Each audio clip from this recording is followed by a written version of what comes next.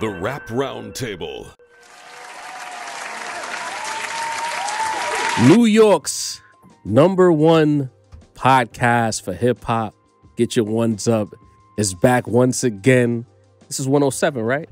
Yes, 107. Episode 107 sir. of the Rap Roundtable.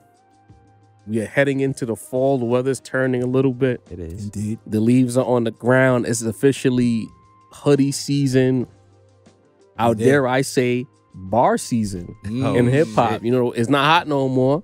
We don't got to worry about surgical summers or summer bangers or whatever we thought this summer was gonna be. Facts. We see all of the dudes who are barred up are coming outside. Collaborative project on the surprise tip and all of that. So the season is flipping. The real niggas are coming outside. Right. And the Rap Roundtable is here to cover it all. Facts. Regardless of, you know, whatever you complain about, we're gonna cover it.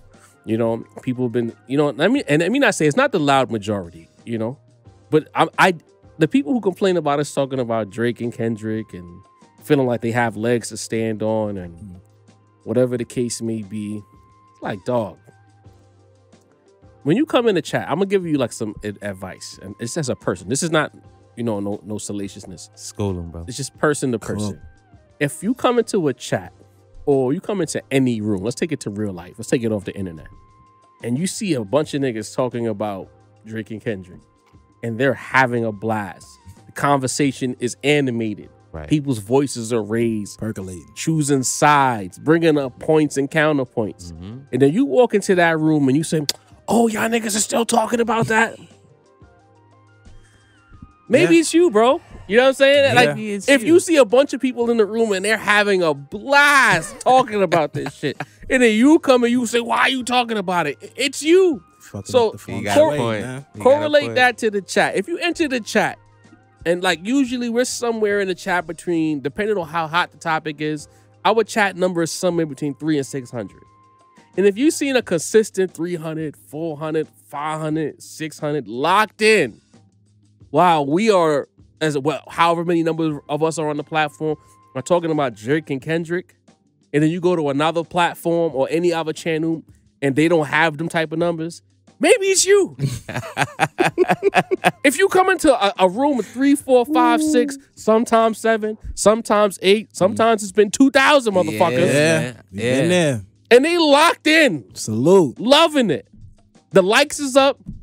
They throwing bread with the super chats. Chat is going crazy. And you come and say, why are you guys still talking about this? Don't you think it's self-explanatory?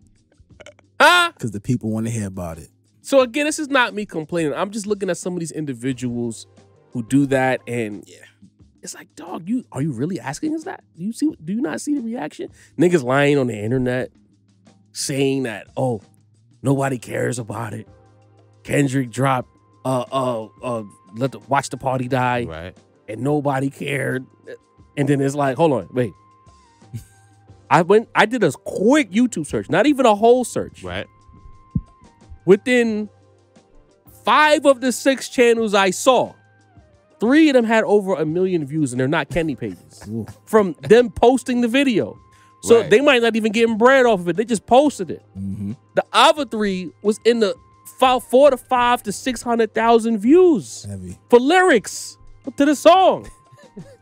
Then I went to Kenny's page. It's moving, man. And I don't know what the number is at the time of this recording, but I went to Kenny's page, and at the time that I checked it, his IG account, it had 42 million views.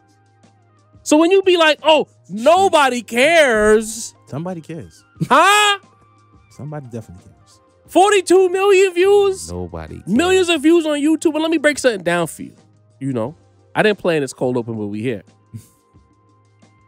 Getting 1 view on YouTube is one of the hardest things to do in social media, period. That's why when niggas be like, oh, you only got this many subs. I'm like, nigga, do you know how hard it was to get 5? Right. Keeping 10, people locked in. 100, 500. It's not easy. Anything you do that's created as upwards mobility on YouTube, you should celebrate that shit. Facts. So if you're telling me multiple channels who are not TDE, PG Lang, or Kendrick Lamar getting millions of views off of a Kenny song, when you say nobody cares, Speak for yourself. Or, to bring it all together, maybe it's you.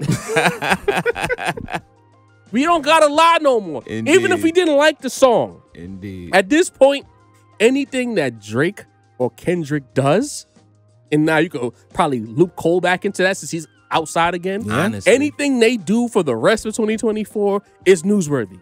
So if you come here Facts. and you see niggas locked in, debating in the chat, debating at the party, debating on Instagram, and you say, oh, why are we still talking about this? Why aren't you talking about this? Feel me? But I digress. It's your boy Jarv here alongside Sincere Right. Oh, a difference. It's your boy Jarv here alongside Diddy the Balance. With you. Alongside the homie Mace. What's good, y'all? No Sincere Raps. I was usually the next nigga right next to you. Yeah, I know. Sincere is under the weather. He's My not brother. well.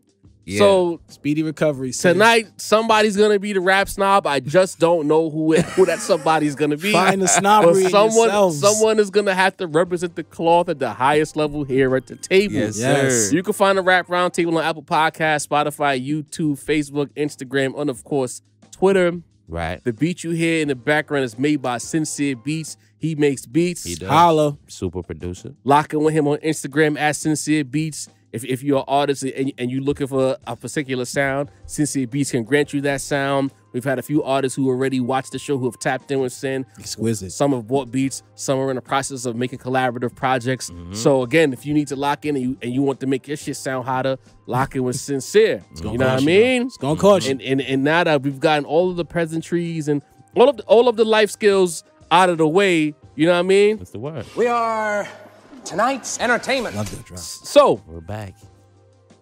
Macito, What's the word, y'all? because we're gonna talk about some Drake. The embassy. News comes out. You know, Daylit, he's been in the news doing a record with J. Cole, so I guess he's getting his.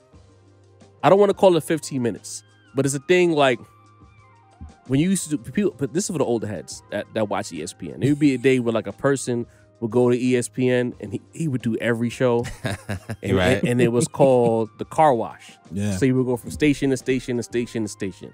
So right now, Daylit is in the hip hop media car wash. Right. Did the song with Kenny. He was already on the periphery with the beef itself, things of that Yep. nature. Right. He comes out and he says that he didn't write back to back. Right. He said he might have given some inspiration for back to back, Yeah. but he didn't write it. And there's been talks that in the early stages of Drake versus Kenny, that Daylit or Daylight, maybe I'm calling his name wrong. I don't listen to the fucking guys. It's Daylight. It's daylight. I don't listen to him. Yeah. He was a catalyst or benefiting from speculation that he wrote the song when it was a 20v1 era. Right. You know what I mean? Right. So now that he's saying this and this comes out, what do you have to say to the Drake detractors who felt like this guy don't write anything? Hey, it feels good to get, one of the last laughs. You know Right. what I mean? I've been getting laughed at for so Find long. them It where you feels can. good to Find them smile, where you man. can, It feels Mace. good, I man. ain't mad. Listen, Finally y'all, laughing. you know what I mean? About damn time. Word to LeBron. You know what I mean? Oh, shit. Oh, man. But listen, y'all, it's like you say, like the 20v1 era, maybe like the highest level of clout chasing I can remember Man. in like Yeah. maybe rap history since we got the social media. You know That what I was mean? that was peak clout chase ever. Like Niggas who had nothing to do with it, Simba, was getting involved in shit. You know what I mean? Listen, game, Rose. It was nasty. everybody, you know what I mean? Even Metro Boomin copping please like he wasn't fanning the flames. Come on back now, then, it's just man. entertainment. You made Yeah, the whole okay. BBL Drizzy beat. We gonna talk about him. Like, come on. Metro. So this was the peak of the clout chasing era.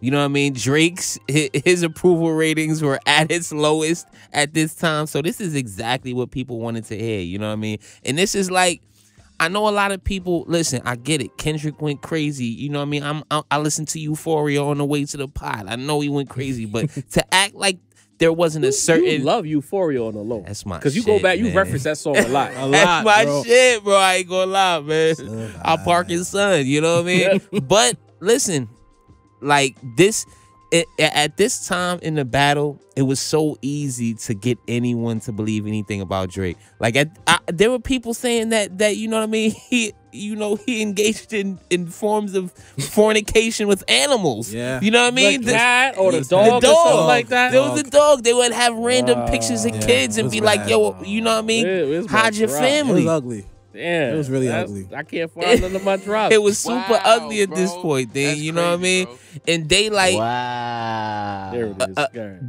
Being a legendary battle rapper, you know what I mean? Being somebody who's known as a lyricist, you know, he used this to his advantage. Him and Drake have, you know, because Drake is a big fan of the battle culture. So Drake got a lot of history with him, with New Jersey Twerk, with Charlie Clips, with a lot of battle rappers. Loaded. You know what I'm saying? Lux, you know what I mean? So, yeah, there were old pictures of him in Daylight and old tweets with him in Daylight. And Daylight is a troll. I remember tweeting in the middle of this a screenshot of Daylight on a DJ Vlad interview talking about that he slept with Diddy. You know what I mean? Like, Yeah. Daylight was an actual troll at one point. Like, this is the shit. Like, come Listen, on, bro. man, like, this is what Daylight did. You know what I mean? Like, so I think a lot of people were so caught up in the middle of everything at that point that it was like, yeah, and he ghostwrite that too. And to not to give Drake any passes because there were multiple, you know what I mean, reference tracks dropping at this point. Yeah. So it's not like his own actions helped the situation. So, you know, listen, Daylight, extreme clout chaser. He did what he did. But it feels good, you know what I mean? Because at this moment, I was telling people, like, come on, let's get serious now. Like, nobody heard for 10 years that back-to-back was ghostwritten until the Kenny battle, you know what I mean? And then Kenny dropped a back-to-back line. It was crazy, you know what I mean? But that just shows the strategy that Kenny had going into there, right? Because we know Daylight is involved with TDE. So that made it look even crazier. You know what I mean? You got a mole in your camp vibes. So, you know, it feels good, but, you know, after you lost the battle, you know what I mean? It reached one of those, you know, retractions in the New York Times that's on page 34, you know what I mean? In the smallest font you ever seen. That's what this kind of feels like, but, you know, thanks, I guess, Daylight. lost the war, but keep getting those little tiny battles You know what I mean? afterward. You know what I'm saying? We I were dig it. wrong. He didn't rob that lady of the purse. You know, talk heavy. Dini the balance. You know, you've been, you know, a great Jedi in this situation. Sometimes you're Team OVO, sometimes you're not Team TDE, but you're not Team OVO. Right, Yeah. right. So with this situation here, Daylight says he didn't write it after letting niggas believe for 5 months Yeah. that he did. Right. Where are we at now with this? Low key, I can't be mad at Daylight. I actually had a discussion with a couple of my bros yesterday. Shout out to Tim and Cheese. Tim the Bob, when he pulling Tim up the to come Bob. shoot the Yo, shit he with always us? talks about pulling up too, but the nigga be doing them late night cut sessions. You know what I'm fronting, saying? Tim. Pull up, TDB. But we were like discussing. We not that other table no more. You accuse yourself either, Tim. I ain't forget. Shout out to Tim for that. That was crazy. But I don't think that. Well, the discussion basically was how many battle rappers can you actually name 2 records from? You know, it was just a conversation. You know, we brought up Cassidy. You know, we got Hotel and you got I'm a Hustler. You know, I mean, I love Loaded Lux. what does Math Hoffa play at the beginning of his pod? You can't name those songs, but I digress. Does he still do that? Yeah. He still does that. It's You know what I'm Hoffa. saying? But I'm just saying, like, how many? Don't Back, disrespect. We ain't doing that. We ain't doing that. I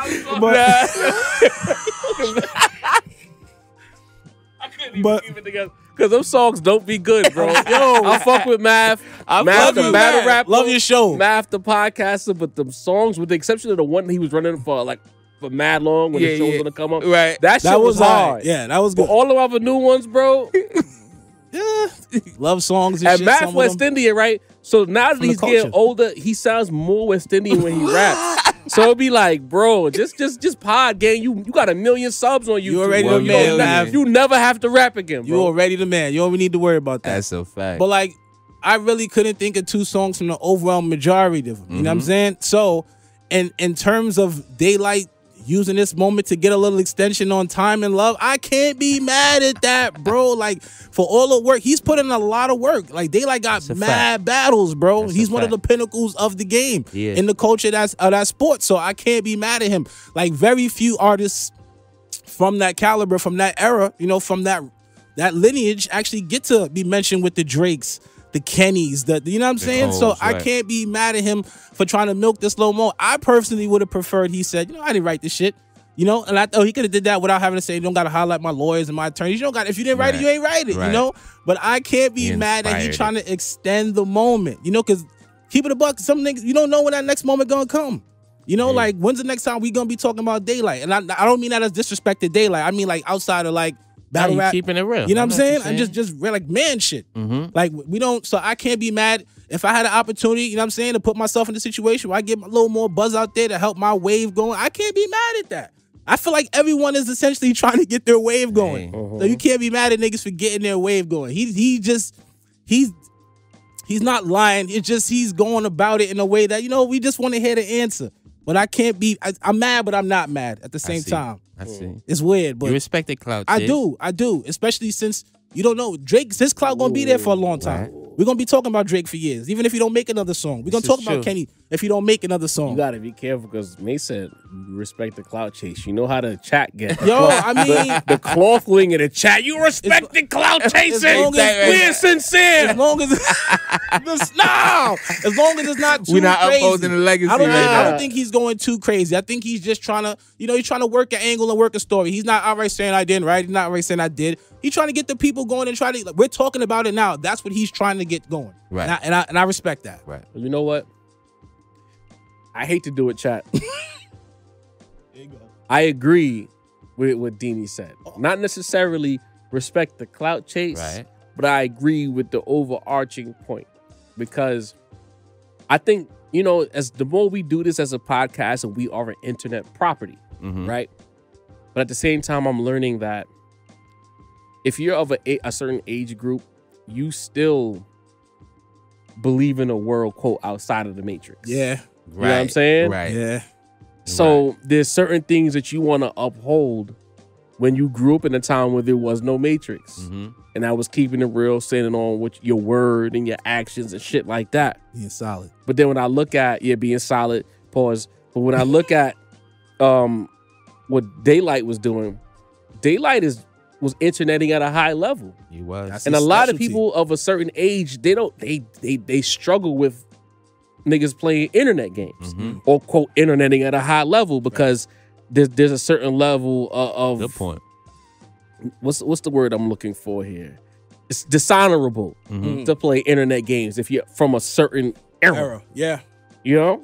But Daylight understands how this internet shit works. And I take y'all a little bit behind the curtain just so y'all can get an understanding. Like, we do a podcast, and I'll use the Daylight podcast. We're talking about the Rap Roundtable. The idea with Daylight is he has a floor. He has a audience that no matter what Daylight does, that particular wing, they're gonna pull up. That's your true supporters. Yes. No matter what time you drop, where you drop, whether it's a live or a pre-recorded, they're gonna tune in to Daylight. Right. But when shit pop off, and then unlike us, because we're rarely in anything like that, but Daylight has enough fame where he could get involved in the biggest beef in 20 years. When shit get involved and Daylight is there, he understands how the internet works. I can raise my floor or I can reach a new ceiling. Right. So what Daylight did was, I'm going to try to reach a new ceiling while simultaneously raising my floor. Because with the Rap Roundtable we talking about, Daylight, had he not clout chase and play internet games? Probably not. Nah, right? Good point, y'all. And that's what his actions of interneting at a high level created an avenue where conversations can be had about him that wouldn't normally be had about him. Yeah. Now, at the risk of his own integrity, of course. But who's really measuring integrity? The niggas that he's chasing by internet at a high level is not the people who would question his integrity. It's the people who are already lockstep with how the internet works. You know what I mean? And a lot of times the disconnect comes when you have people who are in their 40s, mid 40s, late 40s, early 50s seeing Daylight do this, and their immediate, their knee-jerk reactions, this is dishonorable. This ain't it. Like, fuck out of here. Why would you even do all of that? And intimate, you clout chasing, you corny, and they'll judge the fuck out of them. Yeah. The nigga that's maybe early 30s, 20s, and teens, they already know how the internet works. He internet basically. They don't even give a fuck about integrity. They understand that in order to get from point A to point B on the internet, you got an internet. And plus, Daylight's integrity would stem from like his actual skills as an MC. So he can kind of like afford to kind of like play that role because he's nice. He has a malleable character. Yeah. But again, who would be the person measuring that integrity? Us. He don't give a fuck. OG, He does not care if we measure his integrity. Because he's looking at the 20-somethings, the teenagers who might be curious about battle rap now. This guy's affiliated with Drake. Because that's how it works.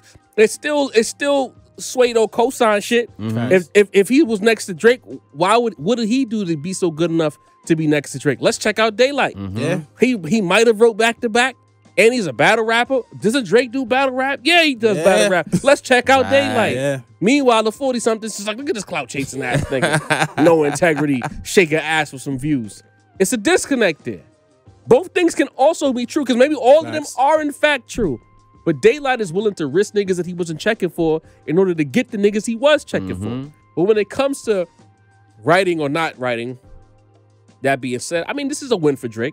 Yeah. Because it's like, I always say this, and it's like, you know, there's always a group of people, and it's like before, when I was a younger podcaster, I used to really get upset when niggas misconstrue what I say because it's like, we take so much time at elocuting exactly what we mean so that when we say it, there's no, oh, you making it seem like, oh, you.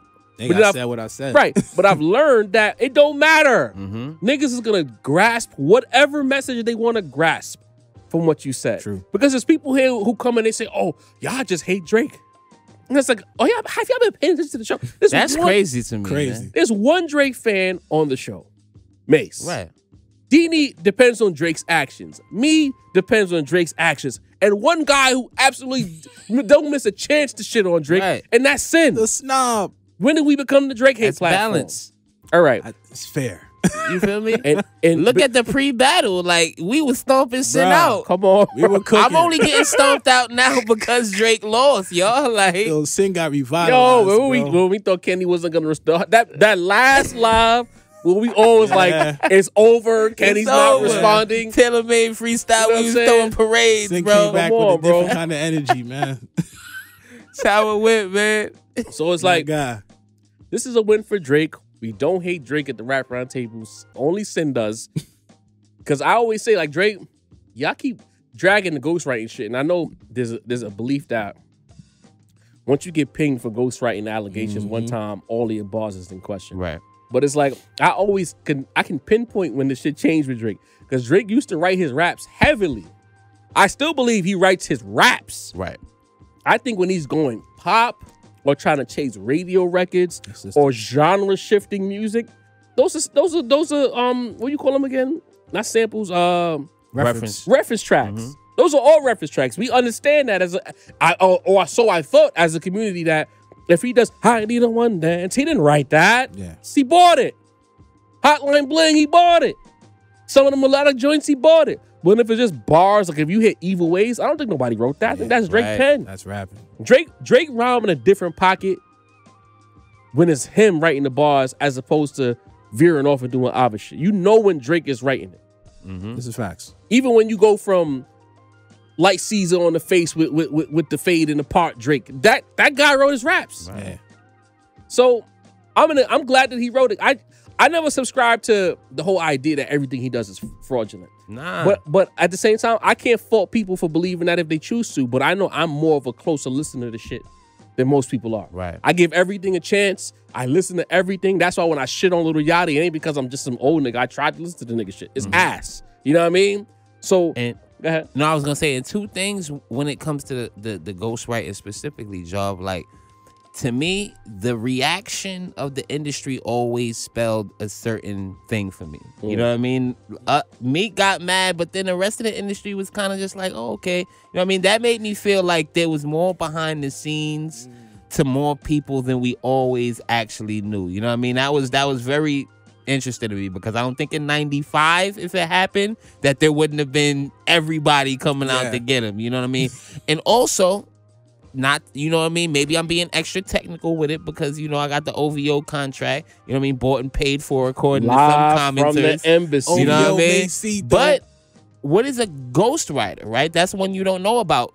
Any reference track that Drake ever got released, anything like that, documented. they were in the writer's credits. Yeah. Quentin Miller is in the writing credits. Cash Cobain was in the writer's credits. Lil Yachty too, in the songs that he was on. They always had writer's credits. Maybe people don't pay attention to those. You know what I mean? And I know a lot of times, you know, it's producers, Cook, Jarv, get them, man. And that's the problem. Mm-hmm. There's a lot of opinions and open mouths and paws and active fingers typing with people who don't do the knowledge. Hey. Do your Google. They don't inform themselves. Mm-hmm. They let the internet tell them what to think, and they either zig or zag based on what the internet tells them when they could just go look shit up themselves. And you'll see that niggas' name's been there.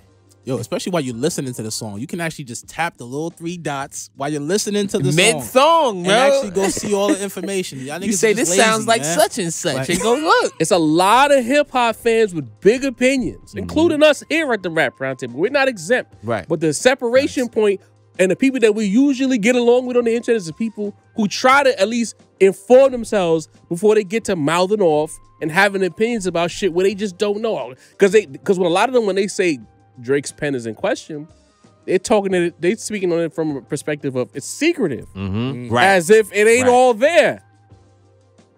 Just inform yourself.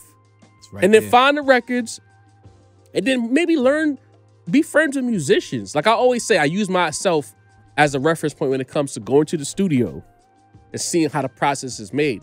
Again, if we're in a 4-man group, Walter's the 4th man tonight. Pardon me. And I got a bar. I'm writing a 16.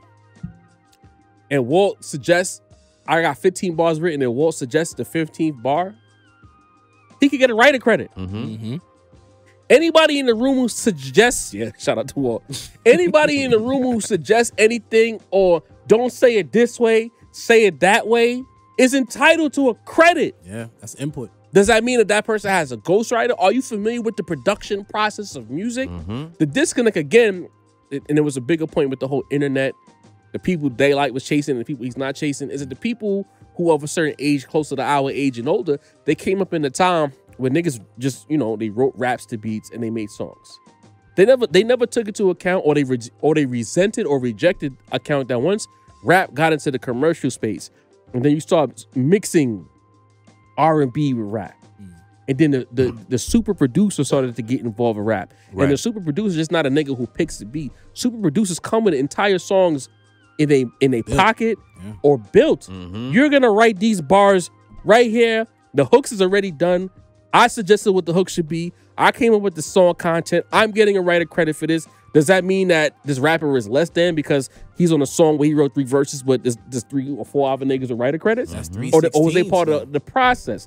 Commercial rap, the business of commercial rap is a different world. Right. And you got to understand that when you judge niggas. It was always important who wrote the 16s. The Right. bars is what was important. If a nigga wrote a little hook, little bridge, if a nigga gave you a bar, like I'm sure between the fucking 30 years the Locks have been a group. I'm sure Kiss has thrown Jada a bar. I mean, Jada has thrown Styles a bar. I'm sure fucking Styles has thrown Sheik a bar. Like, you know what I'm saying? Did he write his raps? Did he Somebody's fucking, writing them back and forth. They don't always just rap to each other back I've and heard forth, things bro. in I could- passing I that could there's give you the Jada Kiss 4 bars. verses that SP flat out wrote the whole 16.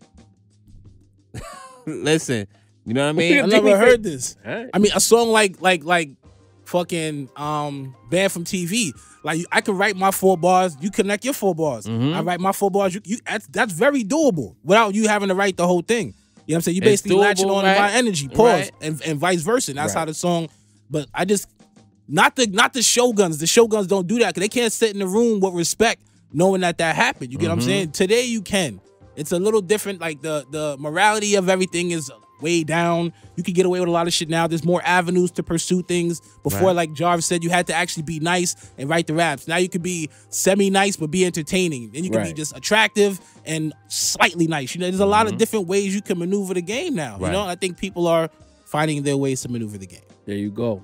Let's move on to another topic. This was a hell of a topic. I know the chat is probably active with this one. Salute, chat. But again, like we like to have these conversations where like it's not just choosing a side or some Hatfields and McCoy shit. We're gonna talk through every angle of this shit so that there's, you know, no stone left uncovered or unturned. You know what I mean? You gotta talk through it. You can't just choose a side and then get mad or whatever. Like, let's talk about it. And if you disagree, put it in the chat. Like, the disrespectful niggas, like I said, and I told my brothers last week, I was like, it hit me like, we don't have to take that. You coming through here and you want to be disrespectful, you're probably just gonna get banned. We're not taking that no more. Nah. Because it's like, we here for all the disagreements, we here for the debates. But if you want some disrespectful shit, fuck out of here. FOH. We don't gotta take it. You heard? You know, we talked about it on the live, whereas Top 5 did what he did doing that video, right? But we didn't get into the academics of it all, right? Akademiks is in that video. Everyone's focused on Top 5. Right. Everybody's focused on Top 5, and we were too. But the person who was fanning the flames of that situation was a dude who doesn't leave his basement, who doesn't really come outside, can never be caught by an op. And then one time he got caught by an op, I feel like it was some story with Rory, who he might have came to the nigga crib. I don't, you know. Yeah, I heard about you know what I mean? Rory and Mealy Mall. Mealy Mall. And he has a lot of energy for them. But based on the story that I heard, when Rory pulled up, he didn't open the door. So it's like, why are you fanning the flames of violence, Akademiks? Mesito, talk to me about this situation here. Why isn't hip hop packing up Akademiks for doing something that is entirely wrong? There's nothing redeemable about it. Well, I think there's a 2-part answer to that question. Talk to me. For the first question, listen, at this point, and it you know, if anybody cringes when they hear this, I'm sorry, but at this point, Akademiks is hip hop. We can't pack him up when he is like, you know what I mean? He's the main guy, you know what I mean? Like, I gotta be honest here. Who's gonna pack him up? He was voted number 1. You know what I mean? Who's gonna pack him up? son. You know, they sent Act the diss tracks. What are you talking about? I mean, They sent Act the diss tracks when shit get hot. You know what I mean? Mace, I don't want peace. I want problems always. he clearly does. He does. And this is somebody who's been doing this since, you know, the war in Chirac. You know what I mean? He still to this day gets a lot of negative, you know, publicity for that situation. But that's the thing, Jarv. Like in 2024, you know what I mean? The gatekeepers that we respected, the gatekeepers that, you know, we thought we would eventually have to come to get in the game ourselves, it's a little non-existent. And the ones that there are, they kind of, you know, are on Act's side. The Joe Buddens, the Charlemagnes, you know what I mean? The people the people of that ilk, you know what I mean? They love Act. So I don't think that we passed that. We have to point of no return when it comes to that, when it comes to Act. You know what I mean? And I say that being objective because I think it's been said here before that I'm a fan, but honestly, I'm not blind either. This looked crazy. You know what I mean? Basically, you know, nudging Top 5 to talk more shit about Kendrick. What's gonna happen when Kendrick gets there? You gonna do what? You know what I mean? They can't come to the 6th. What's gonna happen when Kendrick come to the 6th? He was literally instigating it. You know what I mean? Right. And I like to you know, when it comes to Act, I back him up a lot. You know what I mean? Because I know people that come from, you know, my side of the coin don't really respect his shit. Yeah. But I'm somebody who respects the theater of it all, the entertainment of it all, how well he is at his job. Yeah. You know what I mean? So I respect that. Respect his due. But I can't back you up when you doing this type of shit. Just like Jarv said, you're not gonna be the one to pop out, right? And when you do pop out, what do you say? I'm gonna call the police. Don't say anything to me. You know what I mean? I'm gonna be traveling with armed bodyguards. You know what I mean? Rory, if you come up to the crib, I got 30,000 guns at the house. You know what I mean? Like that's how you come when the energy comes towards you. When the shit happened with the Migos, he looked like he'd never been in that situation before. That man was sweating. You know what I mean? Like, loosening the collar, granted, he has said that is his favorite rap group. You know what I'm saying? Right. So Like I always say, the humanity of it all. Imagine being in a situation, you're sitting there, Right. and your favorite rap group. I don't want to hear that, bro. And mind you, Joe's not his man. It's not. This ain't no 15 years. But the thing was, he was acting like a nigga who's never been in the heat. He didn't read none of the cues. I mean, my niggas was dressed like the Beatles. He still didn't want. But the body language was there. We be know when we outside. Yeah. What shit about to go The desk left, got my held nigga? it. The desk got held it up better than him. I'm gonna jump in here, Jarv. You know, I What's the word, always give Act a grain of salt because low key, Act is the nigga that a lot of niggas kind of are. You get what I'm saying? Okay. Act. Think of for my niggas outside. Think of a nigga like who was like bullied in school, right? Now he's the cop. And now he's the sergeant. And now he's the mayor. And now he's the president. Like, say what you want about Act. He done worked his way up from every ground level. Right. You know what I'm saying? Charge. How many... Another level. You know what I'm saying? He's worked his way up from every level. Like, he's eating a lot of shit. You get what I'm saying? Now he'll call up a nigga and they'll pick up the phone. But imagine all the nights he made a reach out and niggas was like, get out of here, little fat nigga. Like, y'all not think about shit like that. Like, now he's in position where, like, people call him. Right. People send him shit. He popping and shit he's now. lost his fucking mind over that shit. Like, I basically had to thug my way through the mud to get here. Right. Now y'all niggas is trying to put limits. Fuck y'all niggas. Like, come on. The people want to hear me. I make shit lit. I live on a microphone. How many niggas even could do that? Dean. You couldn't do that. I can't do that. Dean, you right. You're not next to a mic 24 hours a day. Hey, yo. I can't do Hey, that. pause. But Dean, Pause. That was crazy. You actually Dean, right. you right. But does that give him the right to get niggas into shit? It don't. though? I'm not. And it don't give him the right. I'm just saying. I always give him that little bit of grace because I just feel like he's punch drunk. And he don't got Right. the right niggas in the corner to be like, yo, no, you kind of like, I don't you think he kind of got tweaking, my nobody in his nigga. corner, That's right. because he's basically. You don't think niggas tell him, yo, you not like that, so you should Nah, chill? bro. I don't. It depends on what type of niggas you have around you. If all your niggas around you are niggas that you had when you already made money, you probably not gonna get real shit from them niggas. You probably not. You're probably not gonna get nothing but positive fucking attribution for that shit. You're not gonna get nothing. You're not gonna get, yo, you fucking up, bro. Because he feel like you might dismiss him. That's a you know what I'm fact. saying? Replace him with somebody else. Yes, You're not gonna man. get no real shit. The human element never loses, bro. Like the humanity of it all. That's a fact. You know what I'm saying? It's hard to when you. I was about to go left, but like you know what I'm saying. It's just when you're in a situation and you've worked hard to achieve something, and you've eaten a lot of shit trying to achieve it. You've been dog trying to achieve it, and now you're the guy. You know what I'm saying? Like I just can't. A lot of niggas would go crazy. A lot of niggas would go bizarro. I have another take, but I'm very interested in what Jarv has to say Proceed. about this. So, you know, because I feel like it's going to happen. So I want to be clear. There's going to be some people who are going to call me a hypocrite Right. for taking issue with Act after saying that daylight is interneting. Because a lot of people would say that what Act is doing should be considered interneting as well. To a degree. You know what I mean? So I want to be clear when I say I can understand why you might think I'm, you know, propagating hypocrisy. But the issue that I have with Akademiks is you're interneting and you're using your platform to get the most eyeballs of you possible. He's the master Yeah. of the internet. Salute I'll that. give him that. I'm not above that. But when it comes down to violence, and it's like, all right, if it's two rappers doing rap shit, you know, because they say a lot of times rap is pro wrestling. Fuck it. Yeah, but we're gonna. You know what I mean?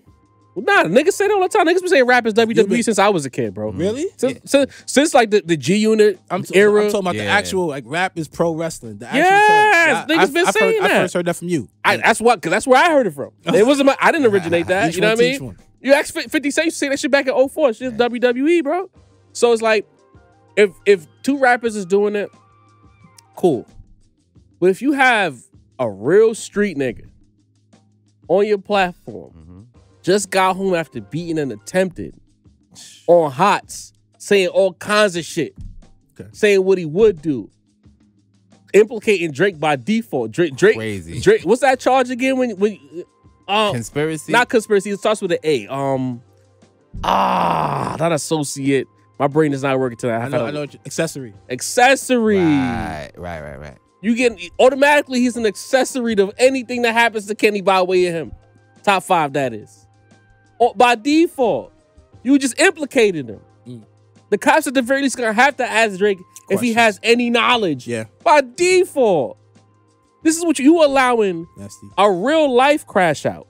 Right. That's the thing. To crash out on your platform in the middle of a rap beef that got no street elements.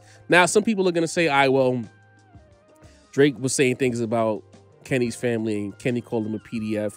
So they crossed the line and whatever. All right. You want to say that? I can't argue that. Those are the facts. But I can counter that and say they said these things about each other within the realm of rap. It's not real. These niggas were never going to see each other and fight. There's never going to be a day where you're going to hear a TMZ story or I'll take you a step back, a media takeout story where somehow niggas was throwing bottles across the room at some club and they came to blows. Remember that? It was right. It was never going to happen. It was never real. This was strictly about one rapper trying to get another rapper out of the way. All of this physicality shit and violent shit that's been coming from the Canadian niggas. It's like, is this really about the rap, or do y'all niggas have a chip on y'all shoulder because y'all still feel like motherfuckers don't take Canada seriously enough? You know what I mean? Because it's like Rose getting punched in Vancouver. Crazy. Vancouver had nothing to do with that battle. Top 5 just beating and attempted, trying to get another charge. Because really and truly, he could get another charge. He's making threats on the internet. Yeah, especially if you're on probation. As a civilian, you're not a rapper. You're not a contracted anything. You're a civilian by default, my nigga. So what are you doing here? You're getting Drake caught up with an accessory and Akademiks like you say, yeah, say it. What you gonna do? Can Kendrick come? Can he perform it? And he said he's gonna perform that. Like, bro. Yo, he would have asked, you gonna shoot that nigga outright if he thought the streams would went crazy. Son, like Akademiks, I'm not gonna tell you how to run your platform, right? You wanna have top 5 on there, cool. But you should not be instigating fuckery. That's it. With niggas who would actually follow through with the fuckery. All right. Right. Because if the fuckery does, let's just say happenstance, because we kind of seen it with Pusha T mad years ago when he went to Toronto after the Drake shit. Let's say Kenny does go to Toronto and something does happen to him. And Kenny's not out here talking tough, trying to like murder Drake. I don't even know if he's associated with niggas who's talking tough out in Cali. I don't even know if there's any Cali niggas saying that Drake is in a no-fly zone like that. Or any sanctioned Cali niggas that we know about that's on camera saying that. Cali niggas don't even move like that. You just know when you come out there and you're not sanctioned, you're in trouble. You gonna feel it. You know what I'm saying? So it's like, if something does happen to Kenny, I don't want to see you on stream with your series. You know, it's music and that's facts.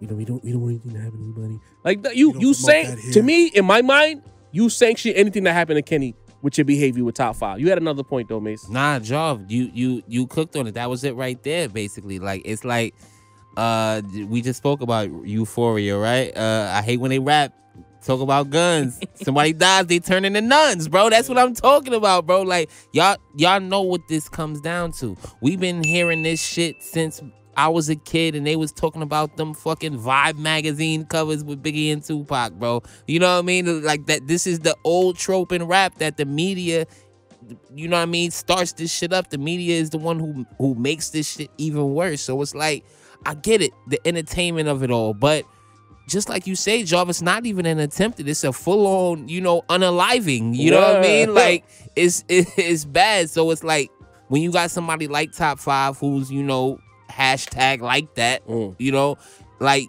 you just feeding the fire here, you know what I mean? And when we just spoke about the absolute clout chasing that's going on in rap. So a dude from Canada, a place that other than Drake, Tory Lanez, in the weekend we can care less about, that would make his life to get into some sort of scrap with Kendrick Lamar. You know what I mean? It's not gonna happen. I'm gonna say that, believe it. I'm gonna say that I still don't think when it comes to Drake and Kenny, nothing's gonna happen to either of them. You know what I mean? It's gonna be the dudes around them.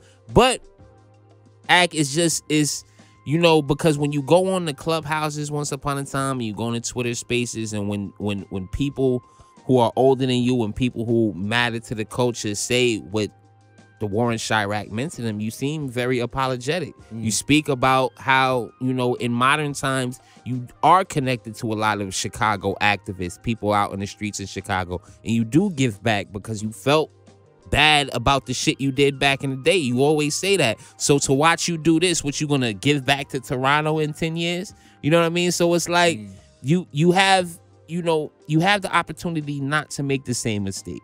We could keep this rap. One thing I remember being a kid, and one thing everybody always said about the Jay-Z and Nas battle is we so happy this didn't end up like Biggie and Tupac. Yeah. You know what I mean? That era of the rap journalists learned from their past mistakes and said, we're not going to make these two kill each other. So it's like 20 years later, let's not make the same mistake. You know what I mean? Let's keep this on wax. I get, us Drake fans, we pissed about it. I get the Kendrick fans is ready to go off.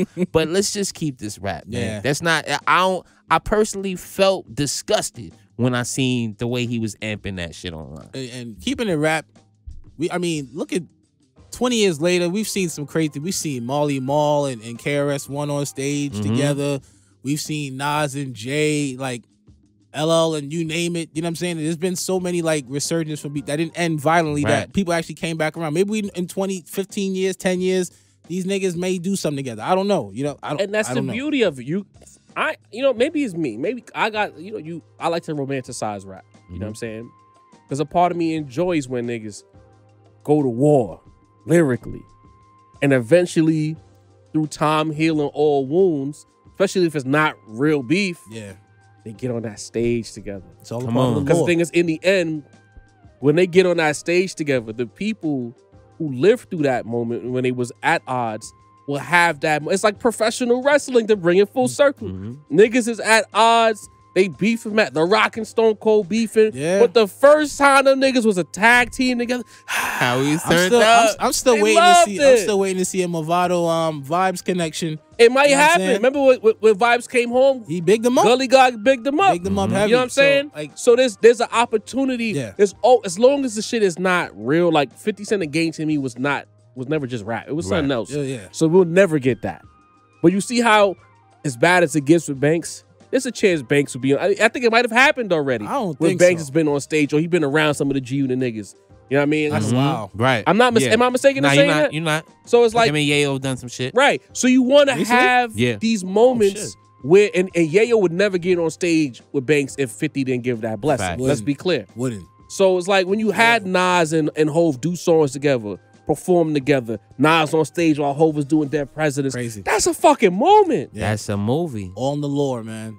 So you need to have that situation to still have the opportunity, because I think Drake and Kenny getting together will be able to create another moment. Niggas who's in their 20s now, early 30s, teenagers who not us, we lived through it already.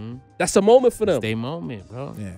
Having a nigga go on your stream and threatening violence and all of that, it's like, bro, you just got out of jail. A side character. You missed the whole shit. It's like playing Grand Theft Auto and you go uptown and the nigga that you let live on the roof, now he trying in the street trying to murder you. You should have killed him when he was on the roof. Yo, man, you and Sharice. Like, come on, bro. Like, stop. Like, it's that fine line between internet and shit going wrong, bro. Yeah. And I think that's the first step of shit potentially going wrong. We don't need that. But we got to move on. Facts, y'all. Metro Boomin went on the platform and he said that stan culture makes the quote beef that they was dealing with earlier this year weird. Right. And I'm gonna go first, because I agree. I agree 100%.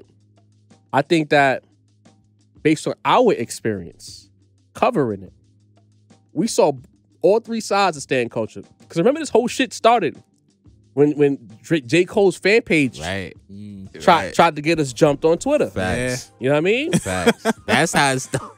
I said a little something. Oh, man. You spoke facts, though. Yeah.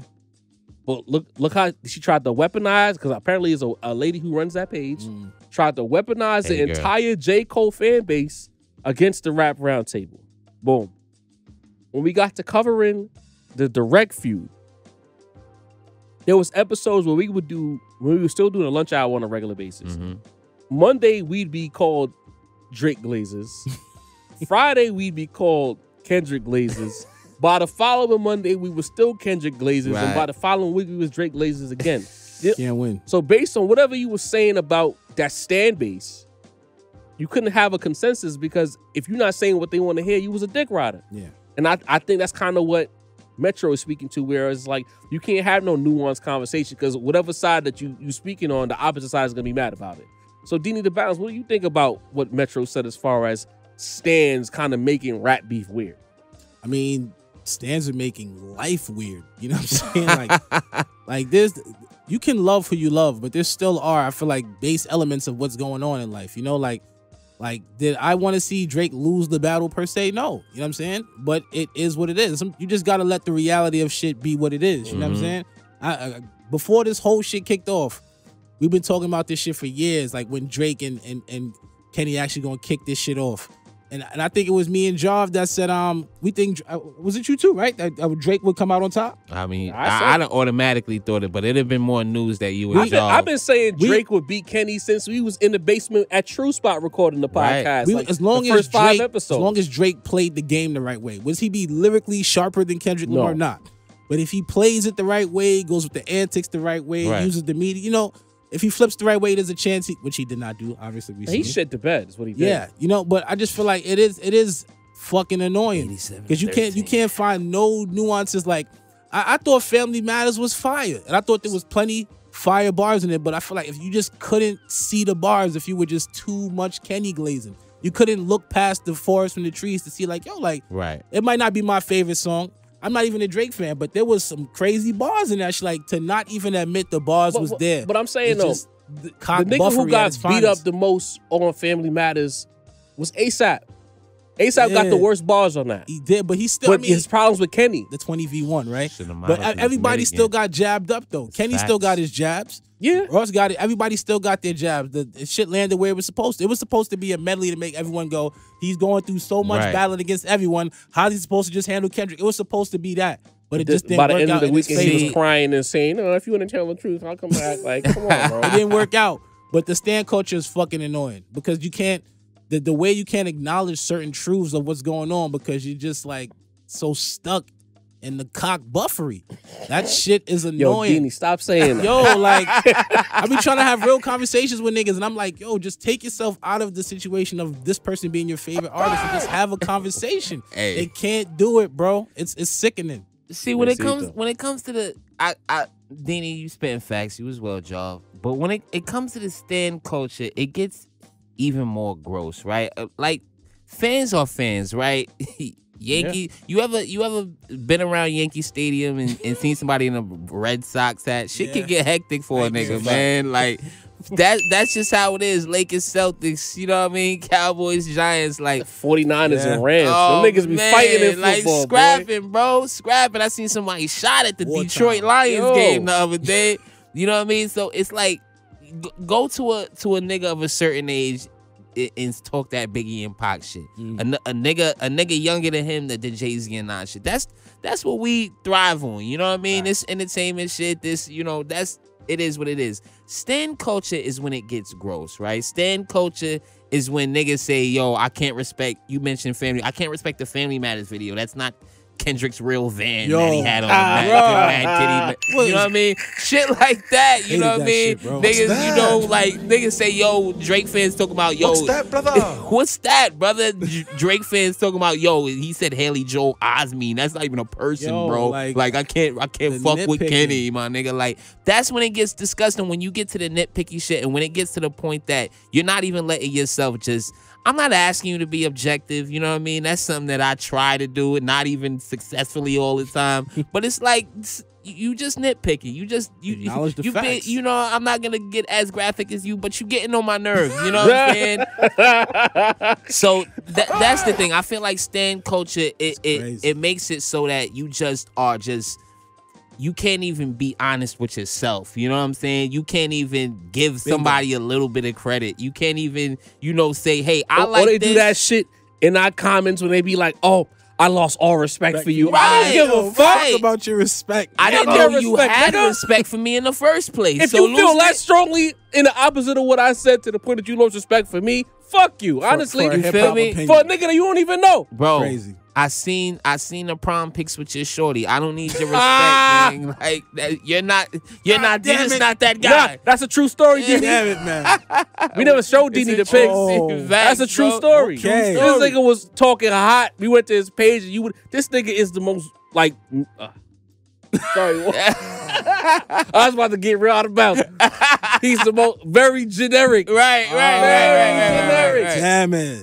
Shorty look like she a little special, you know what I mean? Yeah, man. Talking crazy. And the minute niggas was like, oh, we see in them pictures. Never responded again. Never. I haven't seen him ever since. You know what I mean? So I feel like that's where the stan culture gets gross. You know what I mean? When you start talking about, you know, like, I think this guy's like a bad father. You know what I mean? You don't even know these niggas, bro. You know what I mean? And that's on both sides. I'm not talking to anybody in particular. Opinion. It's gotten gross on both sides to the point that people on the other sides are using that as an excuse. Niggas act like that. Remember that episode of The Simpsons when Bart shook that famous nigga hand? He wouldn't wash his hand no matter what. That's how niggas act on the internet, bro. Getting, man. You know what I mean? Yo, it's nasty. It's nasty. Remember that hands, shit, bro? Nigga had gum and Band-Aids. Nigga would not wash his hand, bro.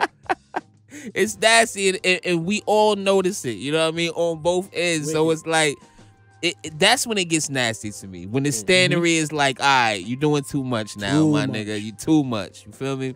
Shit, we had to deal with that a year ago. Oh, man. And they tried to pack us up. They tried it. Shout out to Tim the Barber. Did. Salute. You part of the reason why, you know what I mean? But I digress. By now, if you haven't, y'all all in the chat comfortable, hit the like button, run the subscribes up, run the comments up. You know what I mean? I think we at 18.4K. We approaching 18.5. You know what I'm saying? People are hitting that subscribe option. They locking in with us. We appreciate you. All the super chats, we appreciate that. You're helping us build this brand out. Absolutely. I feel like, you know, what we do is needed in rap. Like, it's a lot of podcasts with niggas who don't even listen to the artists that they talk to. They just have a platform and then they lie for 2 hours. So shout out to the Rap Roundtable. Shout out to y'all for fucking with us. Keep doing what you do. Like, comment, subscribe, run it up. We in the stretch run of the episode. We're gonna keep this quick. Yes, sir. I just want to know quickly. Sure. 50 Cent and Puff, right? We know what's going on with Puff, right?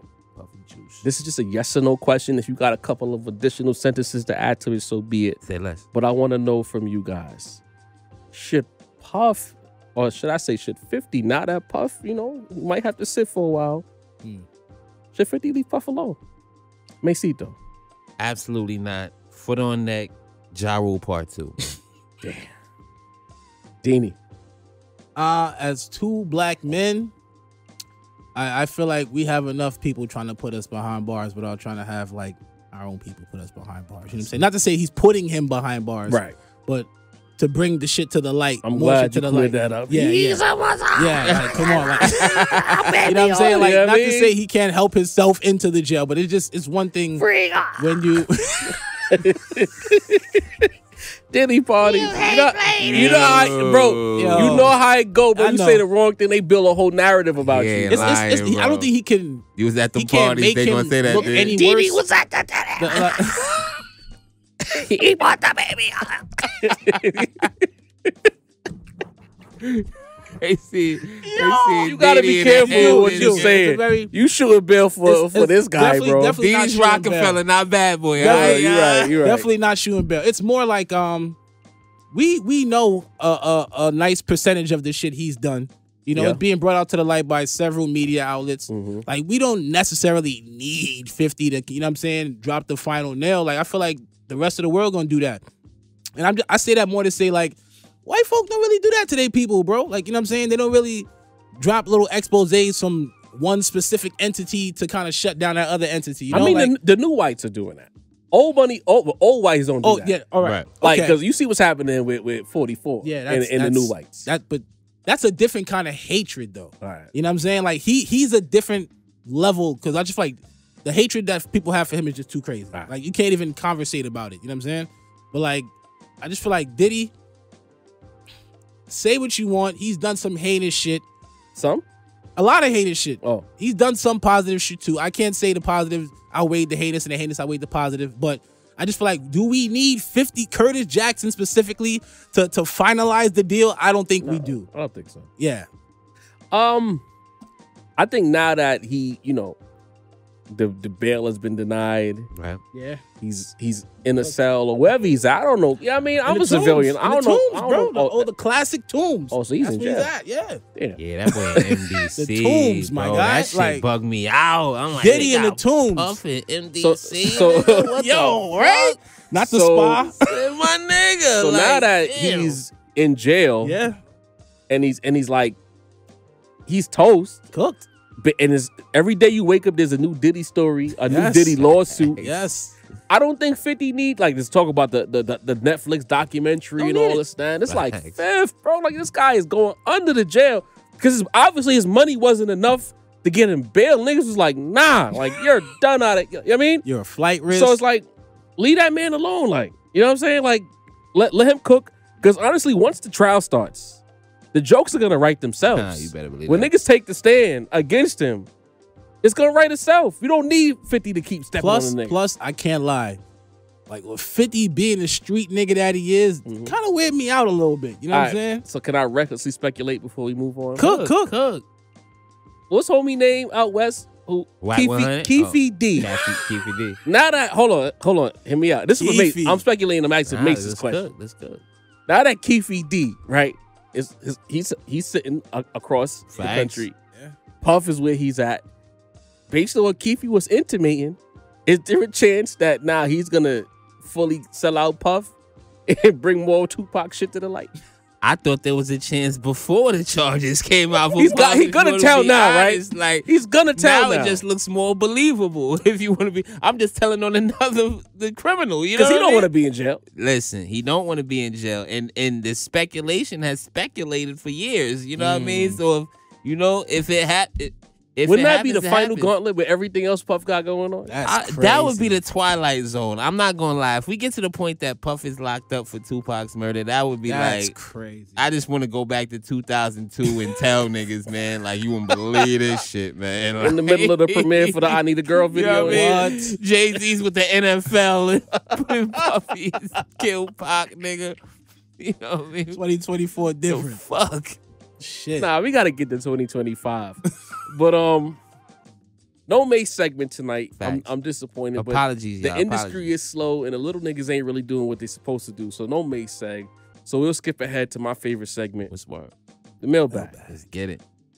First one from College Dropout, 2766. Okay. He says, the K. Glazing Roundtable. Cole is the best rapper alive, and the best rapper alive still, and has motion without dissing anybody, unlike y'all little goat.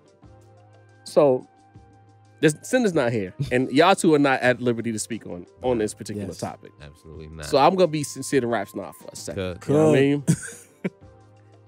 This is the problem that I have with niggas who tune in, watch the show, listen to niggas talk for anywhere from an hour to an hour and a half to 2 hours, and yet still they hear something that niggas did not say, bro. They'll hear niggas argue about niggas.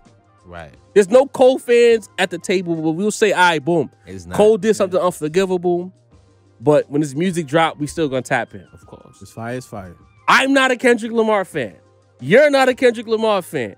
You're not a Kendrick Lamar fan. Sin is the Kenny fan. He's not here.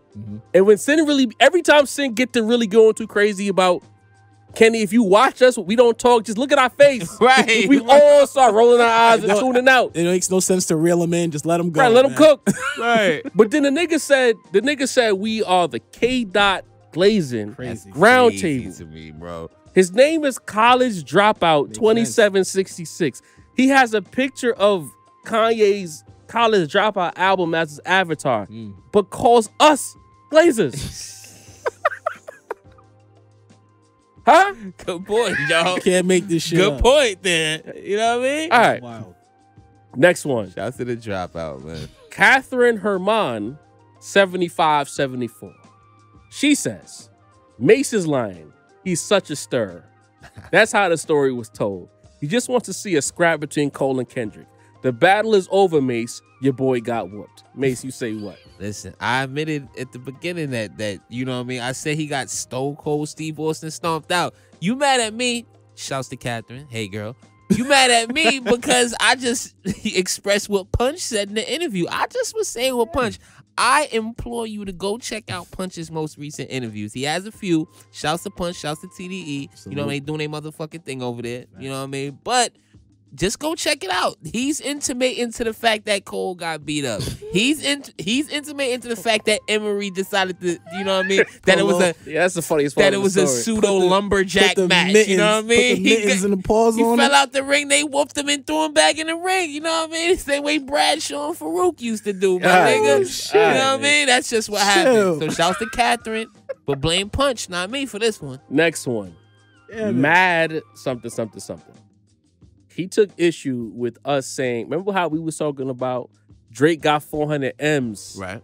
but he's working to pay that money back. It's not, he signed the deal. It's still a loan per se. It's not, you know what I mean? He's an employee. expensive Covering that worker, 400 but a M's. worker. Yeah. He says, I think 15 other channels said Drake is a slave. Most of the takes on this channel are reheated talking points from many years back. That's not even true. That's crazy. Absolutely not. White guy with the glasses is your best talent, and even he's an 8th round fantasy pick.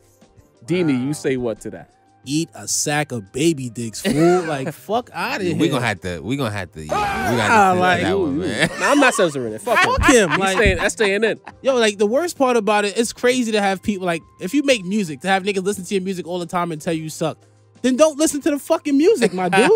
Don't watch the podcast. We'll be okay without you, my nigga. We will survive. Diana Ross vibes. You know what I'm saying? Next question. Nigga said, Shouts to being his 16th doing? podcast that he watched. reheated talking points from many years Reheated. back. I could understand if we was on some Christopher Columbus shit and we was like, oh, we the first ones to found the land. We the first ones to say it like the Marvel stupid Right. niggas. We You know the- what I we mean? the first ones to talk about just be Puffy. Right, like, We found it here. like we just be giving our opinions based on what we see. Right. You know what I'm saying? But I digress. Then we got two niggas who are known rap roundtable haters Oh, who shit. tune in religiously. What's up, y'all? I hate it. They might get chopped. I ain't gonna hold you. Mr. ASAP Ab, remember that name? Mr. ASAP. Oh, I do remember that. Yes. Responding to what we said about Kendrick Lamar. What's Not Kendrick Lamar, J. Cole. Y'all gonna listen to it as soon as it drops, just to go in nitpicking each and every line and looking to hate over an apology. Get y'all views though in y'all bag. So you Appreciate it. so you call us haters, but get your views Can't make this shit and get your bag. Thanks. Then Jamal Davis. Oh, shit. He's a hater. 7907 says, y'all gonna narrate y'all own conclusion. Not the truth anyways. Two folks roundtable dislike Tupac and J. Cole. This is not true. That's crazy, bro. This is not true. You know what I Niggas mean? don't listen, bro. You mean to tell me in one comment section I got called a Kendrick Laser and a Tupac hater? I'm not doing my damn Bruh. job, bro. That's crazy. They're not That's listening, crazy. I'm not responding to these. I just wanted to put them in the mailbag because it's like, this is the type of shit. You know That's what I mean? crazy. You hear one thing you don't like, we hate the guy. You know what I mean? The Cool. Kendrick Glazing I told you I podcast. didn't hate J. Cole. I felt extreme indifference towards him. Bro, No, nothing against J. Cole. It's just you gotta stop with the go talk. That conversation is done. Maybe you can find your way to work yourself back. It is. I mean, maybe not. If you spend all your time, you spent the last 4 or 5 years rapping how you're the best, considering there's only really 2 other contemporaries in your field. You're on tour with one of them, which leaves one guy left. You diss this guy and you apologize. How many days was it? The day after this shit dropped? 52,000 in the crowd. Nah, Yo, is he Kendrick dropped Lamar not Friday and apologized Sunday? Is Kendrick Lamar not the best? One of the best rappers we know. All 52,000 of Hold on, y'all Diddy, at don't my cook. festival. Hold on, wait. There's more. Proceed. Soul of the South, a person who only comments to criticize, says, so assume that y'all not gonna check out the Fall Off project. Y'all making it seem like his career is over. And his last project hit $1 million when it came out, so what are y'all talking about? Plus, Cole never even talked about Kendrick for years. How? Them niggas be bringing out each other at their concerts. Plus, they done a lot of songs together in the past. They're actually cool with each other. Plus, all of Cole's albums are platinum. Kendrick ain't fell that way. A So- lot of songs or one song? Kendrick ain't fell that way when he Cook, responded. Jarv, I'm cook. so confused though, because bro, when did we let me read this again. Yeah, that's a lot, Jarv. Like, you gotta. The nigga said his last project hit $1 million when it came out. So what are y'all talking about? Y'all making it seem like his career is over. How? This is the shit that be losing me. We said, as a whole pod, we all agreed, whenever the Fall Off drops, we're tapping in. That specifically At the said top of the segment, whenever Cole drops, we're tapping in. We said what he did to what Diddy was just talking about, unforgivable. You can't drop a diss record and then walk it back 2 days later. Crazy. And I always and I give the same example every time. I say, yo, it's not a matter of just dropping a song. Like, if you've been around enough artists, there's time taken to write the raps. Talk about it. Or pick the beat first. Right. Write the raps. Get it mixed down. Listen to it a few times. Probably re-rap it. Do the ad-libs. Do the vocals. Then you put it out. It's a lot. It's a lot of time in between the first time you wrote your first bar and then get to the DSP. And if niggas would have jumped out the window and said it was fire that Friday when it dropped and Kenny's in danger, he's not apologizing that Sunday. So it was basically, I'm sorry the record was whack. Boom. That's what the apology was for. It was a universal agreement that this song is not it. But we said we would still fuck with him. The action is not locked into the artist because Cole is a great artist, so we would never front on his music. So when you say y'all making a scene, it's like, if we've been doing the show for however long we've been doing it, we've always said how we felt. Right. So when a man, I hate that's what shit girls say, you making a scene. Like, men usually say how they feel. If we think Cole is toast, we would have said it already. But we also said that you can't talk that GOAT shit unless you properly address your actions. Straight like that. Got to, man. Like a Straight nigga, like a boxer been popping shit. I'm the best boxer in the game for all these years. When there's another nigga out there that they know is the nigga, but he just chilling. All of a sudden, that nigga now comes out, and all of a sudden, you don't want to box no more. Oh. That shit look crazy. I have to have respect for you to lose it. Come on, bro. This is facts. It'd be exhausting listening to niggas. Like not to say he can't put out a great album, not to say he can't make great music. He's gonna make a great album. I don't want to hear the GOAT talk anymore. Like, just make great music. But when you have niggas like Kiss and SP, to name a few, disappointed in you, bro. Sold it aside. You worried about what the rap roundtable got to say? Actual like legendary artists were scratching their head. The gods are confused by your movements, bro. Like, his music's gonna drop. We're gonna tap in, and let the record show. Before certain shit changed up and niggas came back outside, when we did the top 10 rappers of the year, 2021, 2022, Cole was number one. We never had no problems, bro. He did something that's unforgivable, and that's just it. That's just what I'm it's saying, just the L. It's not to say he can't come back from the L, but it's an L. We just spoke about this stan culture shit. Substitute the names. If Biggie and Tupac are battling and Nas is about to jump in and Suge Knight steps to Nas and say, you don't want no part of this, bro. And Nas drops out of the battle. We're going to look at Nas different. 20 years later, we'd be calling Nas, you know what I mean, crazy right now. Just substitute the names. It's just it is what it is. Behavior, bro. That's it. You know what I mean? It's not a J. You Cole damn right hate we fest, gonna listen. like, We're the rap roundtable, bro. Of course we have to is listen. what You know it I mean? is. Like, and if it's good, we're gonna say it's good. Of course. And if y'all and this is the thing that be losing me too. Like, humans really confuse me. If y'all really think Cole is gonna drop a whole body of work and not address the situation, shit, there was little stray bars in the joint with Daylight. Honestly. If you don't think he gonna address it, y'all stupid. Which he was going crazy on, by the way. The joint with T Grizzly y'all was let pretty us know dope that too. in the He's comments. spitting. Good verse on the joint with T Grizzly. But we gotta leave on a positive. Yeah, it's the word. Frosted duct tapes. I'm not even sure, who this person is, but he's a person who's locked into the rap pod space. Mm-hmm. Right. So he dropped a post on Twitter and he was like, shout out to hip hop media for real, the unsung heroes of the culture.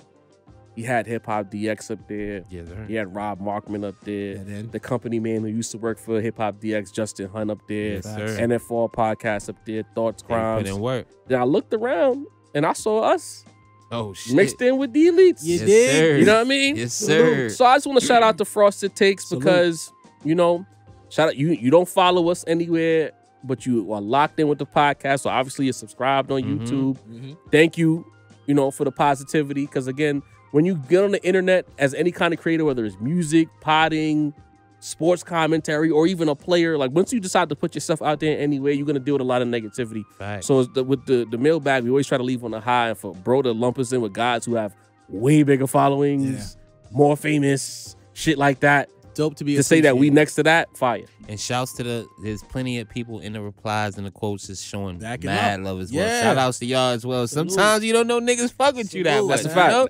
Now it's Shouts to y'all, dope just man. to be because That's why at we the do end of it, the day, man. niggas got lives. We come into the studio and we pod, and it's like we hope people fucking with this shit. You know what I'm Right, saying? And right. it's dope to see dope. after all these years. You know what I'm saying? The eyes and the ears are really there. So salute to y'all. We fuck with y'all heavy. Love y'all. And we just gonna keep cooking how we cooking. You know Right. what I'm saying? Shout out to the people who tune in, because if we was doing this shit and there'd be like 5 niggas watching this, we would not keep the show going. Facts. I'm gonna be So honest, shout out to everybody man. who It means tunes a lot. in, who make us part of their schedule. Shouts to y'all that You know what I mean? For real. But there's no Sincere the Rap Snob here tonight. Yes, sir. Yeah. So we somewhere in Brooklyn. Uh-oh. Yes. Oh shit. I don't know if we in the Floss. Nah. I don't like know. the I don't know Floss. if we in the East, Yes, if sir. we in the Ville. Right. But I know there's a person from uptown. There's a young man from Atlanta, and they're being extra messy, and I need them too.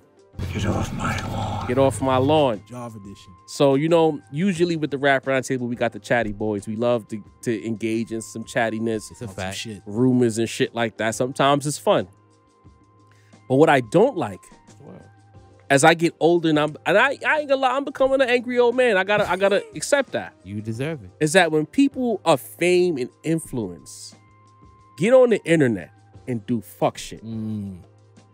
Offset and Cardi B. Yikes. You guys are not a couple of reality TV stars, because we know as people, as the public is naturally in tune to not take reality TV seriously. So when they get on their antics, like, oh, this is some reality niggas, whatever. Right. But when you are a star, Offset just got a diamond plaque for a record. Cardi B is who she is. She's a crossover megastar. Mhm. I could say that. I think that's a fair thing Yeah. to say. Nah, absolutely It right. is. You get out on the internet and you air out your dirty laundry for the people to see. Whether it's to promote music or not, I don't know. But you do that type of shit, creating stupid ass discourse on the internet, I think it's fucking ridiculous. Y'all got whatever relationship problems y'all got. This is about the 3rd time we done heard about Offset cheating. And every time 33rd I hear about Offset cheating, I open the internet and you pregnant and there's a baby. You know what I'm saying? And then we back at square one. And it's like, I wouldn't know that if you don't put your business out there like that. And again, it's like Cardi B, granted, she kind of created her wave by being an open book, Right. right? So it's like, all right, Jarv, why would you say that when Cardi was doing this? She was a stripper. She was on Love and Hip Hop, this and that. And she always wore herself on her sleeve. But it's like the elites, especially in hip hop, but especially in fame, what got you there is not what you're supposed to do to stay there. Of course, you keep certain elements of it, Right. but you're supposed to elevate within your new space. To me, every time she does this shit and you get on IG Live to do some shit, you kind of just like, you make yourself a little more ordinary. You know what I mean? And then you got this whole discourse about was she fucking while she was pregnant? Well, I gotta open my internet and see chicks on Facebook debating about the vaginal canal, or y'all don't even know how the woman's bodies work because the baby's not in her pussy. I'm like, what? It was a lot. I y'all. swear to God, It niggas was was a saying lot. that, bro. It was a lot. It became an anatomy class because of Cardi B. Shit. The Offset is doing shit on Twitter, and I'm just saying, like, who's dropping first? There gotta be some music coming out. The last time they did this Twitter shit, they end up shooting a video that Yeah. nobody cared about. Offset's out here working though, so Is he? yeah. Allegedly. It didn't take off who we lost in a real, a poor way. Rest in Yeah. peace. You know what I mean? Take, Rest in man. peace, Take, Take. man. We bringing Takeoff. This man has passed away. We still ain't get over that. Why you dragging Takeoff into this nastiness? Why? Disrespectful. Like, to me, when you are an it couple, follow the Hove and B guidelines. Shit, follow the ASAP and Riri guidelines. They come outside more than Hove and B, but we still don't know shit about them. Right. Airing your dirty laundry, encouraging the youth, because again, you have impact and influence, and doing shit that's just distasteful. My old self at this point needs Offset and Cardi Get off my lawn. to get off my lawn. Like, Agreed. because thing is, in a few weeks, we're gonna see y'all niggas tonguing down on, or he grabbing your yams on Instagram again. Like, bro, just get the reality show. New child announcement. Get a bag for this shit. Honestly. What a 4th baby. This shit is sickening. It's crazy. But anyway, this is episode 107 of the Rap Roundtable. We hope y'all enjoyed it. Mm-hmm. We had fun doing it. Facts. We did. Interview at 183rd coming up pretty soon. Get it. Dini the Balance. Sincere, we miss you tonight. Dini Yo, the Balance. Sin. Facts. Take us home, bro. Another one without you, man. Don't make it too many, bro. You We heard? need you back on the next one. Shout out to Macito. Shout out to Jarvie, the motherfucking point guard. I'm Dean the Balance of the Force. And without powers, goodbye, man. It's episode 107. We out here, you dig? Stay tuned for the next vibe. We coming up right now. Boom. The heroes they didn't ask for. Need it.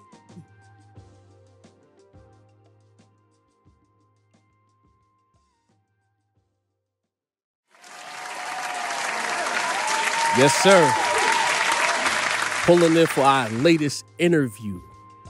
Producer 183rd joins the Rap Roundtable. What's good, family? Sir. Yeah, Yes, sir. What's going on? Happy to have you, bro. Long time coming. We've known who you are, but you've been in our personal orbit since we had Def Soldier on the project, on the podcast. I mean, talking about his project, 42 Square Miles. Shout out to Def. Yes, sir. Central Bronx nigga, man. Big bro. I say that.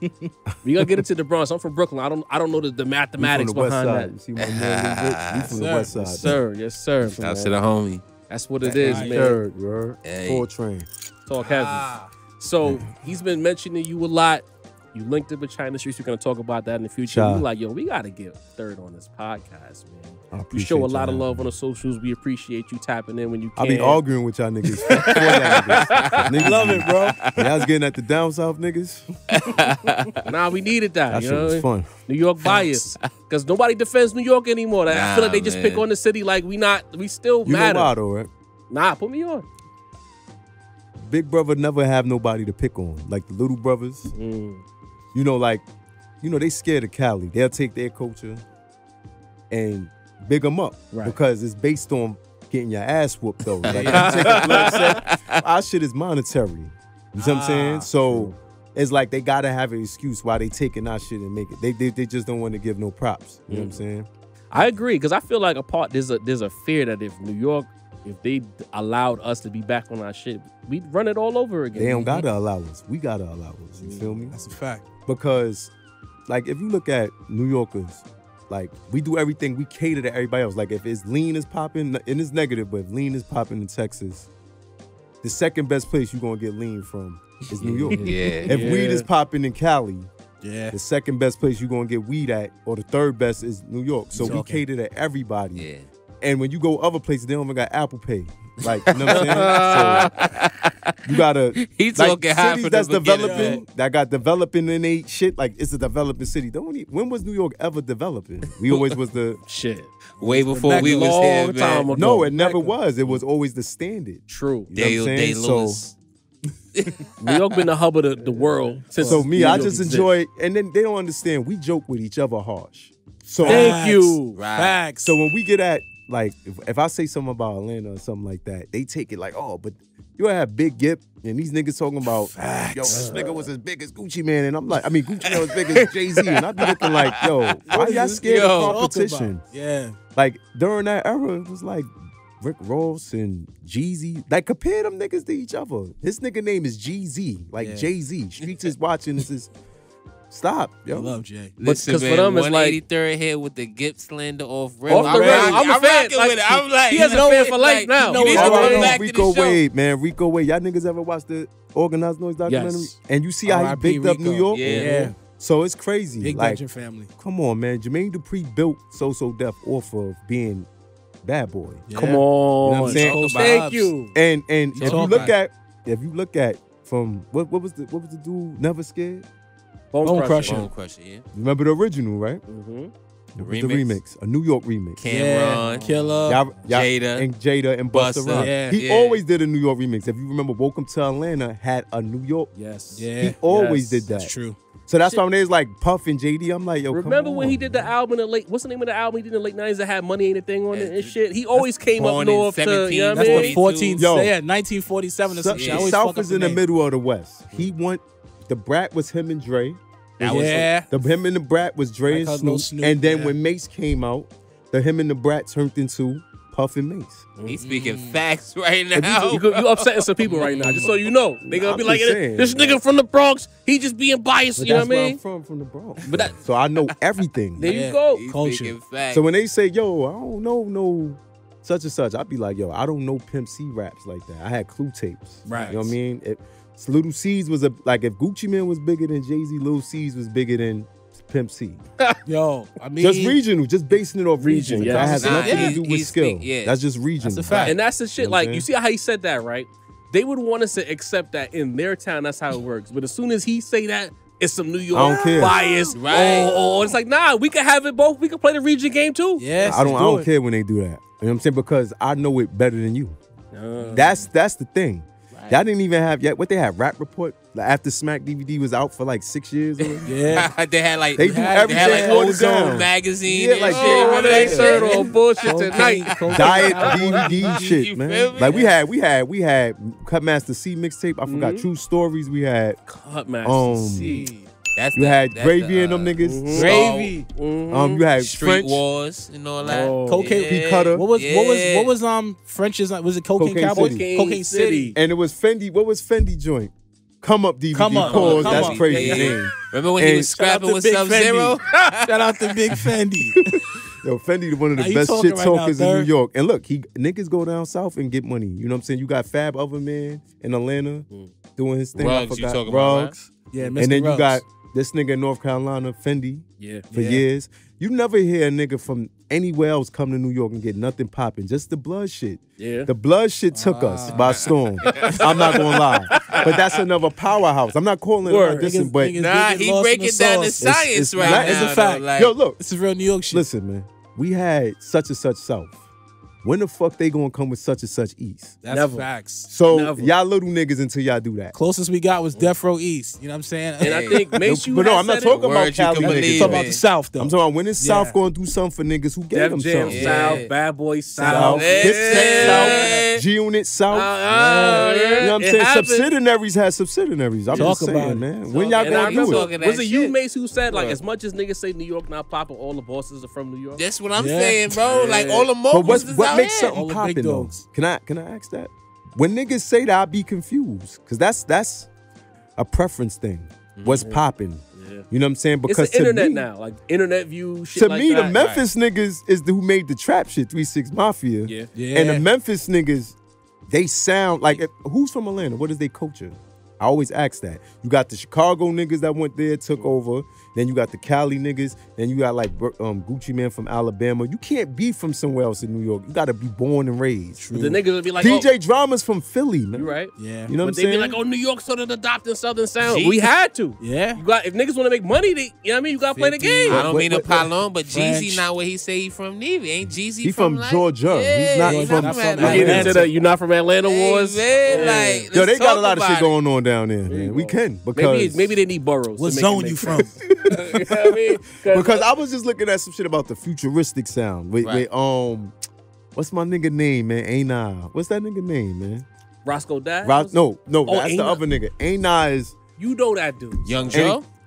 Young LA, Oh, shit. Young J LA. Money, and the damn. niggas who was before the Migos, real Atlanta niggas, Travis Porter. I remember Travis. Damn. They don't never Travis shout them niggas Porter. out. Ever. Them niggas was fire. Yeah. Travis And they was sound Porter. like Atlanta niggas. They was more to the core of the That was city. to see some cash niggas, right? Yeah. You wanna see some cash? Yeah. Yeah. They said They had that a, they had sound a in run. Atlanta don't exist anymore. They had a run. That's what I'm saying. That shit changed up to Yeah. Memphis to. Not for nothing. Like right, that when you trap think sound about is Metro Memphis. Boomin, he's not even from LA. He's from St. Louis. St. Louis, Yeah. yeah. So what is his sound? You know what I mean? Or you just- adopting he- his And work those, with those Atlanta bass niggas. lines, he right. That's 3-6 shit. That's bro. 3-6 Like, drummer boy. Yeah, Drummer man. boy. Only Atlanta nigga that I look up to is DJ Toomp. Toomp is fire, but you, and look, Lot they of don't that even big show T.I. they run. don't even show they legends love, bro. Like when they got a new album, they don't even you don't see Ludacris Ludacris murked Jadakiss and Nas on the joint, arguably. You know what I'm saying? And when do they say be like that. 3 stacks, I'm like, he ain't better than Big Boy. And he damn sure ain't better than motherfucking. He damn sure ain't better than Thank no you. motherfucking Yo, Ludacris. Thank you. I've been saying Yo, this talking that for shit so right now, bro. long. Ludacris is the best He Atlanta belongs rapper here ever. right now. Yeah. He belongs here right now. I've been saying this shit for forever and the fucking day. The overratedness of 3 stacks to me is crazy. Nah, that's bro. marketing. That's You done niggas paying started for up marketing. there, man. Niggas Yo. been calling him the GOAT with no solo work. No Impossible, solos. bro. Yo, bro, hot. Listen, man. Talented Big Boy MC. Cameron did that shit. I mean, I don't like weird shit. I like shit that is easy to explain. Like, So you that's didn't me. like- you That's didn't a like the Flute preference album? thing. That's a preference. Come on, man. That's stupid shit. He wasn't fucking with the blueprint? Oh, shit. Fuck out here. Niggas be looking for any way to be active and try to be different. To get somebody to say, hey, you doing something different. Nigga, it gotta still be hot, nigga. I'm not fucking with that. I like Big Boy, man. Pause. That's who I fuck with. Yeah. You know what I'm saying? That's a fact. But let's get into you right now. Right. Pause. You Let's know get what I mean? Pause. Yeah, that was crazy. Your history with the music, right? Where did you get your start? Matter of fact, what made you even want to man. be a producer? I love that shit. You know what I'm saying? Like I genuinely do this shit, like just naturally. Like so when I seen somebody doing it, it was through like NPCs and shit, and I'm like I could afford one of them. I could save up and get one of them shit. Yeah. But when the nigga had this shit on the computer, and it's just how a nigga was like y'all got this shit, I just download it and I can put this in. It's how fast he did it. I was like, I want to do that shit, even if it's a hobby. Niggas was trapping at that time, but I'll dip off from these niggas. And they be like, where you going? I'm going to the crib to learn how to do some new shit. You know what I'm saying? Like something I like doing. Like it was a hobby thing. It was like a natural hobby. So who would you say was the person like you played the beat for them and they made you believe I could really do this? Because you could make some beats and we know there's probably some shit that wasn't good, but there was a beat you made that you played for somebody that was like, yo, you really can do this shit. Yeah. When I started fucking with Cinematic, like Johnny Shipes and them, they gave a nigga a good confidence because back then I always say niggas wouldn't be able to make it in the CD era. Like it wasn't no social media, so what you'll do is you'll get with a respected nigga or A&R or whatever, and they'll put your beats near whoever beats they got. So like for instance, a nigga will have 5 beats from Just Blaze, a beat CD from Just Blaze, excuse me, a beat CD from Alchemist, a beat CD from Sean C and LV. And you like, damn, I don't want my shit going. Right. Yeah. But the good thing about it is they'll go somewhere and play it, and if it's heat, a nigga will pick it from there. That's how I make beats still to this day. So when I see artists, you know, I'm kind of jumping all over, but when I see artists now, how they pick beats is like, you a cornball. You supposed to pick, they pick the beat off the name. Back then, you picked the beat that was the best beat. Sound, yeah. Yes. You know what I'm saying? Now I can have all the hot beats, and if it's like politically correct to fuck with this nigga, it's so watered down. I mean, it don't discourage me, but it's annoying. You know what I'm saying? At times. You know That's what I'm saying? fair. Didn't jump in, bro? All right, so being the Bronx brethren here, you know what I'm saying? Like, You want to be at? yeah, Soundview. Yeah, you know the vibes. East side. Yes, sir. Being, you know, like we go through hell sometimes out of all the boroughs. You know, I feel like we go through hell, bro. You know what I'm saying? When I'm in my outside of the Bronx, I'm having conversations with niggas all over, bro. Harlem be ragging me. I be going through it. I'm telling you, Brooklyn be trying to put me through the ringer. But when I talk about this hip hop shit, you know, the conversation gets a little different. Being, you know, from the Bronx, your name's 183rd. What does being from the Bronx like do for you in making music? That you feel like you have to uphold the standard? Hey, yo, when we was little niggas, right? Because that's my big bro right there. Salute. H. Lee Rich, I'm wearing this shit right now. He got this. Shouts to the homie. When we was younger, I don't even think he realized this shit. A lot of the homies who used to do, because we from the west side where it started at. The Sedgwick. Like, that's what, like 4 avenues over? Yeah. How many avenues Sedgwick is from us? That's 76, but we 83rd. 4 or 5. So, and we used to get, like, the pool is there. Yeah. We used to have to go to the pool to them niggas' hood in RPT. They used to chase us, like, because the Bronx is territorial. Yeah, it is. You know what I'm saying? So we ain't even realize, like, the whole West Side used to just throw, like, block parties. Like, we still do a hip-hop party right now. That's from back then when it was lit. So it's a little different. We grew up in it. Like, we'll see niggas, I ain't even gonna name them, that used to do routines and shit. Them niggas would be cracked out. And we'd be laughing at them, but we never understood. I never understood why the OGs be like, nah, don't laugh at them.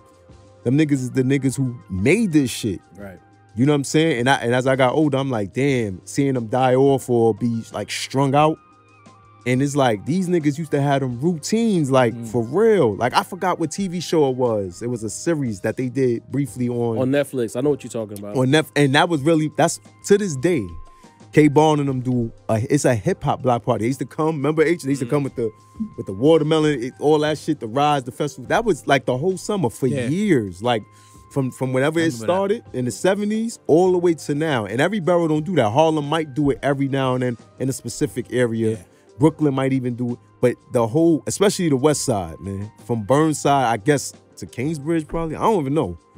But off that 4 line. Shout out to the Bronx. There's a lot of Bronx energy at the table right now. You know what I mean? Kingsbridge is like the 4 and the D. Pause. High Bridge. From High Bridge to because remember, the West Side niggas on some hip hop shit go crazy. We got Ice Spice, got me, you got Cardi B, you got High Bridge, the label. A Boogie out there. Come on, man. Goods, the battle rappers, like talk about Animal, Because they want to act like, they front on Ice Spice. I'm like, she from the town that she more lit than all Man, a lot of them y'all. fours, man. Connie Diamonds from the West Side. You feel me?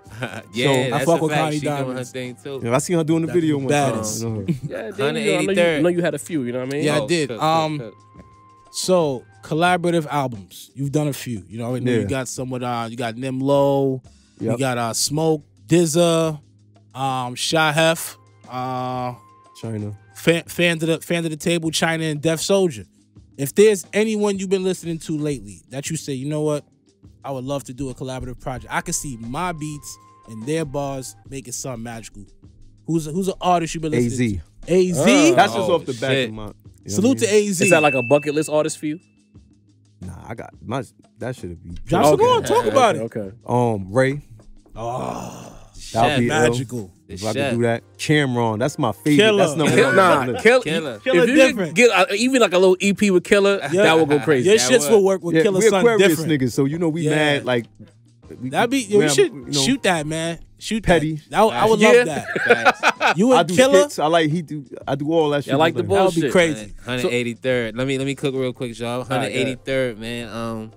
When I hear that, the first thing I think of is Valentine's. Shout out to my Bronx niggas, man. Yeah. Yeah. One night They go crazy over Shout there, out to the bro. You know what I homies. mean? I need a sponsor when I'm in the Bronx. You heard? But to delve even into more what you and Dini speaking about, not only collaborations, speak about this Bronx shit, right? Because I know we got our artists that we fuck with. Of course, we would love to hear you with Cam. We love to hear you with, you know what I mean, artists of that caliber. But when you speak about the younger Bronx artists, is there any like younger Bronx artists you hear, you say, I'd like to take him under my wing? You know what I mean? I know they all, kind of lean one way musically these days. I like but Cash Cobain. Say that. Say that. And that's not even a collab thing. Like Dizzy Benko from the BX. Yeah. And Buddha the Future from the BX. And those my dudes. You know what I'm saying? And I like they stuff. Like a lot of the younger Bronx cats, maybe I know somewhere if I think I could, but that do what I do, because everybody's just on this drill shit. Right. Yeah. That's And the thing. That's the move. thing. It'd be crazy because it'd be a younger homie I see in person. Mhm. And he ain't there no more because of that shit. You know what I'm Shit. saying? And that's, Facts. whatever. That shit So deep, yeah, man. Cash Cobain is like the safe answer right Say now. that. Yeah. You know what I mean? Say that. I'm not mad at that.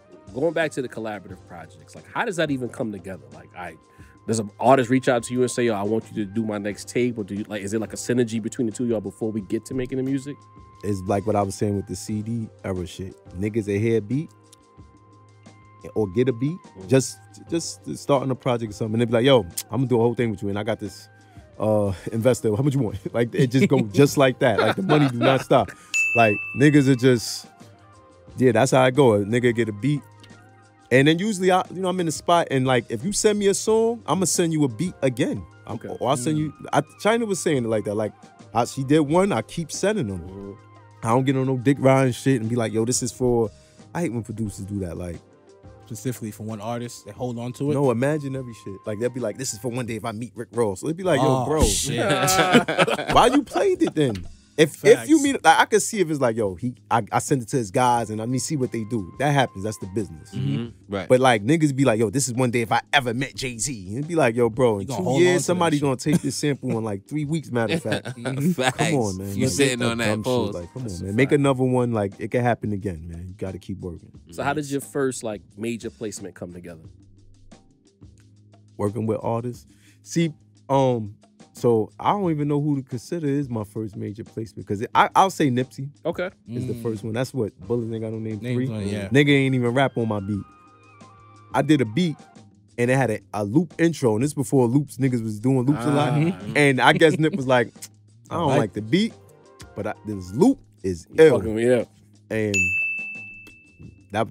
once he rapped on something like that, cause like I knew of him. I don't even know him personally. Even when he passed away, I ain't know him personally. Right.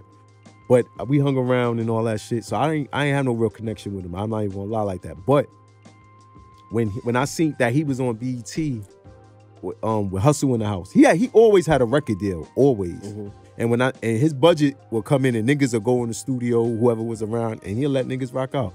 And after I seen that, and a nigga that was on TV fuck with my shit, I just kept going hard for There them. it is. Respect There it is. Go ahead, Dean. All right. Collaborative projects. Def Soldier. Yeah, My guy. You that's know, my guy. Big Bronx. Shout out Def. Actually, we're just at the movie premiere. Yeah.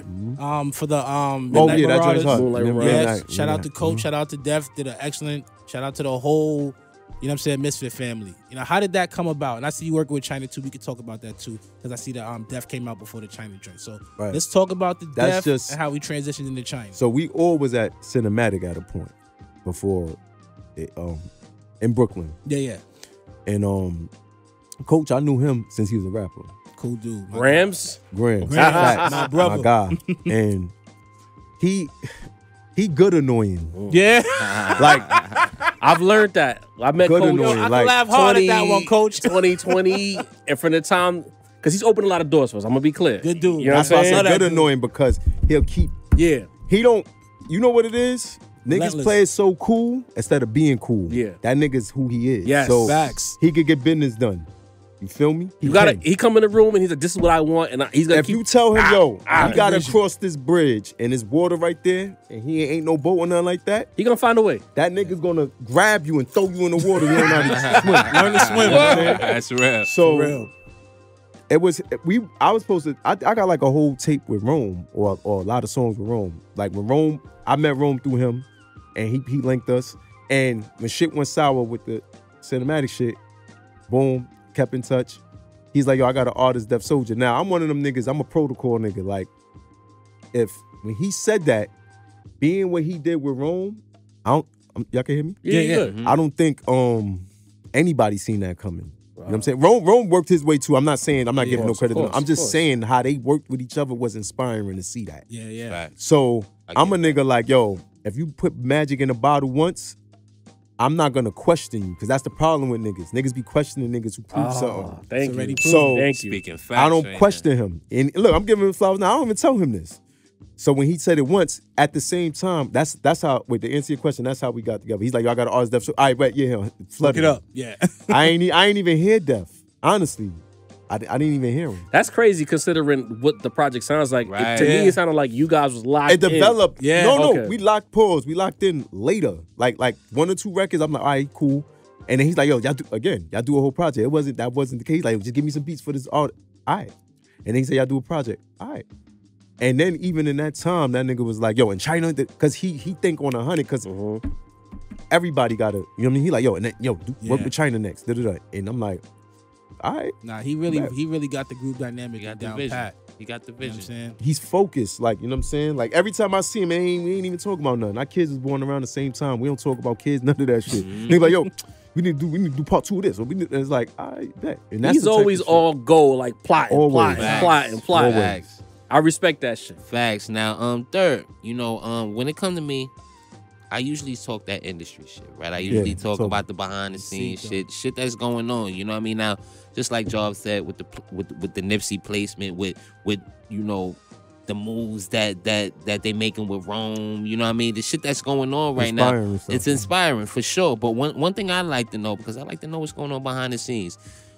The biggest talk right now is like the streaming game. You know what I mean? What's going on is with the business behind the streaming. What's the money really like? What's the business I can really break like? that down. I would like you to break it down, and also I'm gonna just say specifically. my perspective so nobody get in trouble. With that. Absolutely, we need to hear that, Appreciate and also specifically how the game has changed from how shit used to go before to the streaming era. Go ahead and go. Let me tell you why y'all can't pinpoint how much a stream is. All right, y'all watch. What's something that we program to watch on a program if you want to watch it on time? The news. Sports. Sports. Yeah. Mhm. You don't even watch. So with streaming platforms, meaning movies, all that shit. Y'all pay for any like movie streaming sites? Sling, Amazon Prime, shit like that. And every now and then an ad will pop up, right? Yeah. And you don't pay for ads, right?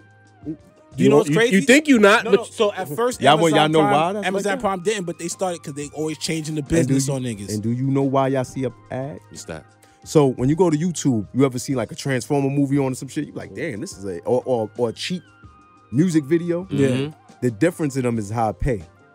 And streaming, the reason why the payouts are so low is no ads. On the radio, When Flex is on at 7, you get a McDonald's commercial. Yeah. Big ads. Pay the bills. When it's 12 midnight, you get like the cheap car insurance. Yeah. Facts. Facts. That cause for kids shit. So, but what I'm saying is ads is what's paid, keep the lights on. Mm-hmm. So now that they close ads, now you wouldn't be surprised. Y'all can't just play music because of copyrights, right? Right. Mm-hmm. Don't be surprised. When they say, yo, the industry, I'm about to go into another.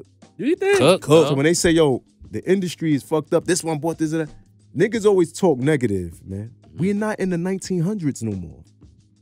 We're in the 20th century. You feel me? So what happens is my perspective, what happens is them niggas is trying to find a way to connect all this together so y'all can premiere music and ads and YouTube. That's why with YouTube, that's the biggest potential right now because it's like you could put ads and get paid for ads. Yeah.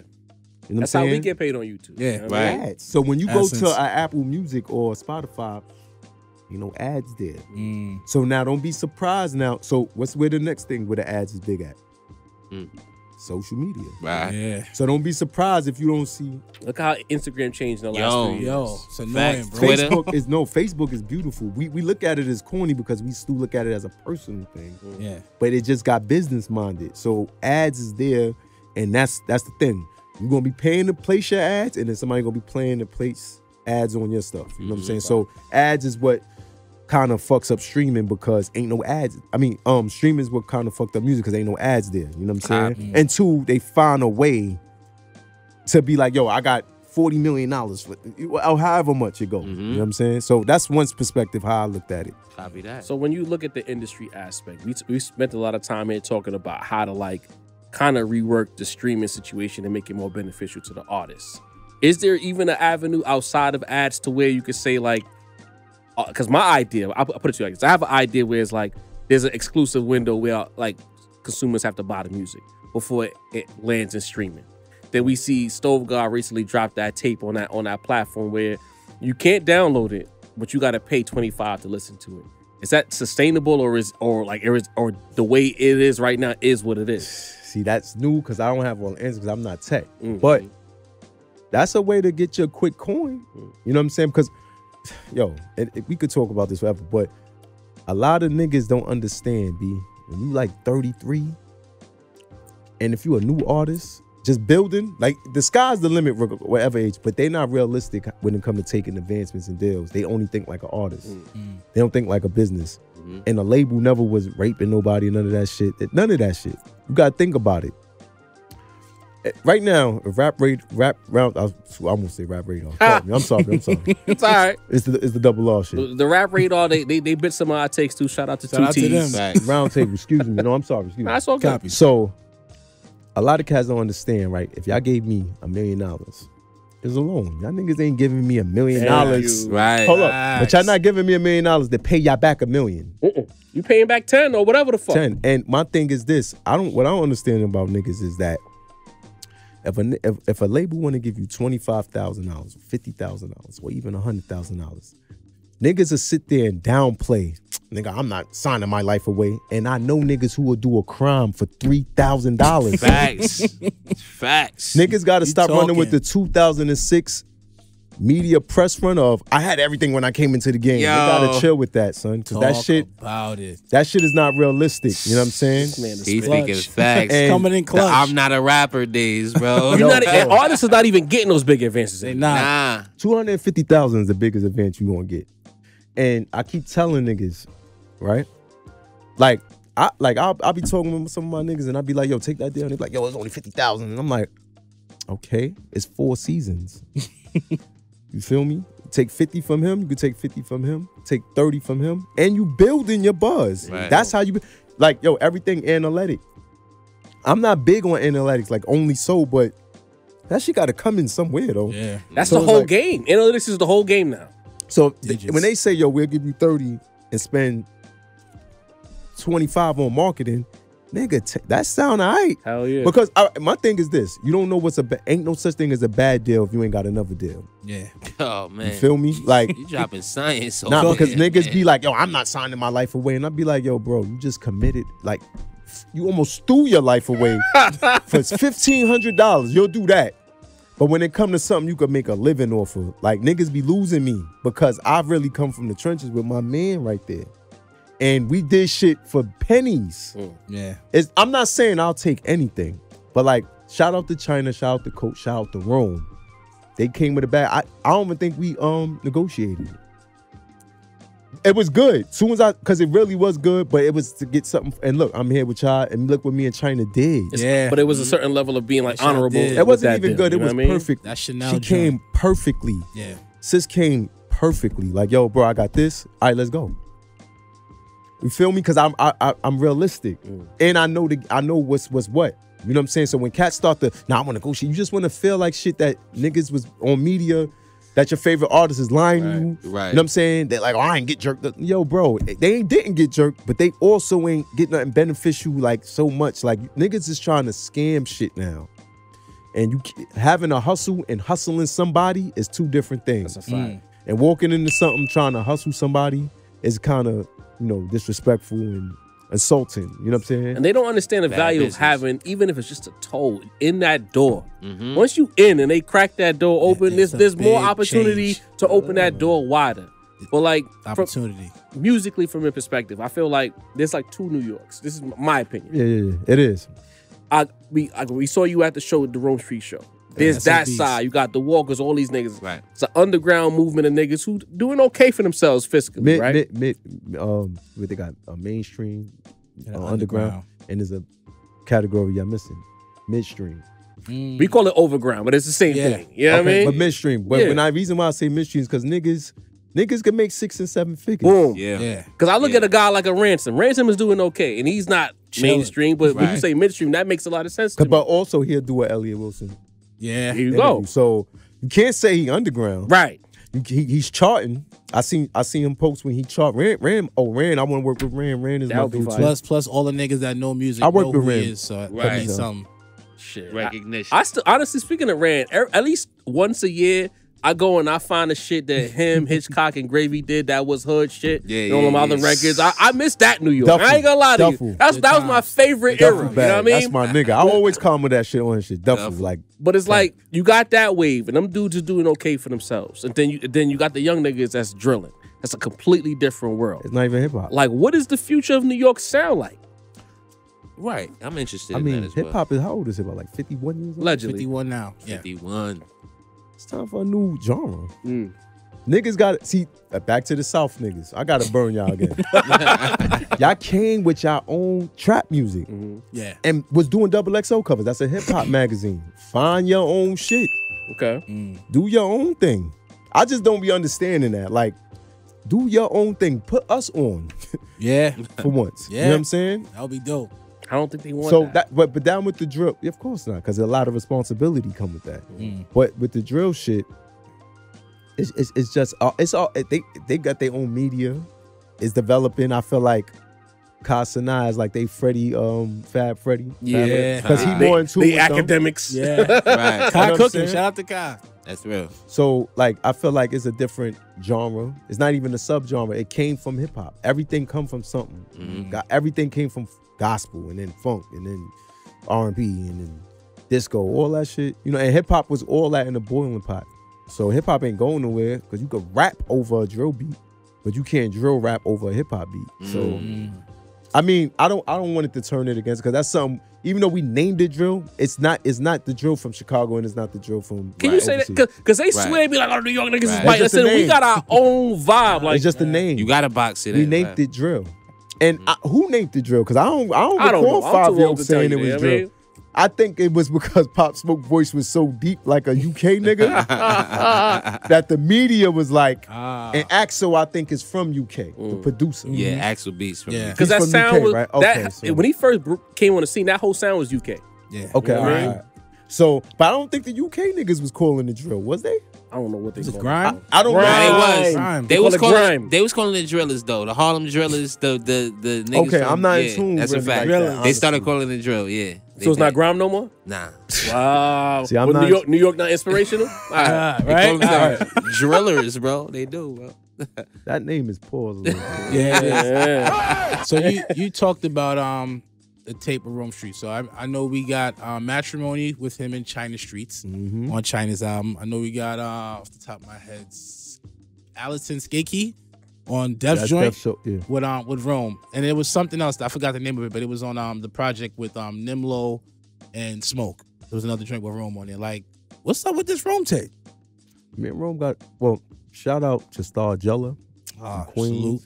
and shout out to my boy Trap Hefe. Those my dudes. Salute Trap. No Trap Hefe. And Yeah, we follow him on Instagram. y'all got to get them niggas up here. I mean, if you can make the connection, because we follow each other, tell them to pull up. You know what I mean? That's a fact. I got a project with Trap Hefe. We coming out, and I got a lot of projects with Hef, and with Star too, and what was you asking me again? I'm sorry. Like, what's this Oh, project? so yeah, Rome is on all them joints, and it's really on Rome when he ready, man. Like, we got joints though, but it's when he ready. that. Friend They of the got table, joints with him and them. good dude. You know what I'm saying? Y'all know them, my dude. And Yeah. Shout Money out to ain't- Nimlo. They did a what I'm record, saying? I felt like, was it 2023 when he was out by the barn with the horses and shit? I thought that record was kind of fire. You Oh, know that what was I mean? on them and Static. On them, album. right, yes. Yeah. Yeah. Thought that was tough. Damn, I can't What's- think of the name. What is the definitive 183rd beat? What's your New York state of mind? What's your gin and juice? What if question. we had to put your beat in the Hall of Fame? What is it? Damn, I wasn't prepared for this. We try. Yo, because you gotta understand, I made mad rap beats. I'm from ride. the, Nah, I'm from you the cook, blog bro. era and the streaming era. So it's so much work that is a moody thing. Mhm. You know what I'm saying? I feel like I'm in a rebirth right now. And, you know, everything from like 22 to now. So all that other shit, you remember how, I don't know if y'all saw a Cam interview when he's like, he don't perform horse and carriage no more? Yeah, I saw that. I did. That's how I feel about anything I did 22 before 2022. I got a show tomorrow. Shout out to my nigga Jula. I got a show tomorrow in VA. I got a beat selection I'm doing and shit. And I'll play whatever is my popular shit. But when you say that, I done did trap beats before. Yeah. Forced. You did what you had to do. But it still was a New York thing, swing to it. Pause, that was crazy.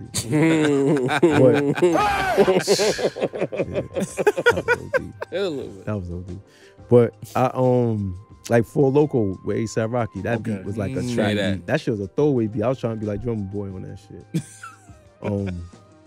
Inspiration. Yeah, I don't know. B. I can't. I name mean, it. if you can't pick your favorite Remember, kid, shout it's out- okay. Right, You know what I mean? Manola Remember- Rose, the shout God out Hour Mano- joint. Yeah. Yeah, I God, mean, and what was the There you joint? go. The pastel joint before that? yeah. No, the pastel See, came Diddy second. got some picks. You Yo, heard? nah, there's some joints, bro. There you Like, go. Hey, see, 83rd y'all making me remember because now got a bag, man. I did a joint Now with you've been Bodega doing this a Bams and- long It's a time. fact. You know what I mean? It's a Bag. All right, let's forget the past. Let's get into the future. Like, what do you have in store for the people going forward? Well, me and them dropping, I don't know the exact date. And I want to say because everything is right there. You know what I mean? Which I showed y'all the cover. and Yes. all that. Yeah, fire. You was in another room. But I got that dropping. I'm dropping with Star Jella. Nah, she gonna get to. And I'm dropping again with everybody Okay. and some new. So everybody I've been dropped with. But the I'm joint with dropping Nim is like the next up, you would say? Yeah, I'll say what is it, September? I'll say like October. More than likely, it's gonna be something. And Forward to that. damn, I wanted to review. I wanted to talk about it right now. I mean, Why not? That's Why yeah, not? cool. I heard it. Yeah. Share as much as you can without spoiling. Facts. We got like a Griselda guest on there. Oh, okay. Nigga, y'all heard it, right? I Like, did. Yo, listen, yo. Heard what? Talk What you about mean? it. What She you trying to amp it up. Last track, my favorite, by the way. Just to let you, last track, my favorite. Come on, man. Oh yeah, that's That's my we shot a favorite. video for every joint on there. A what? We shot like 3 videos to every joint on there.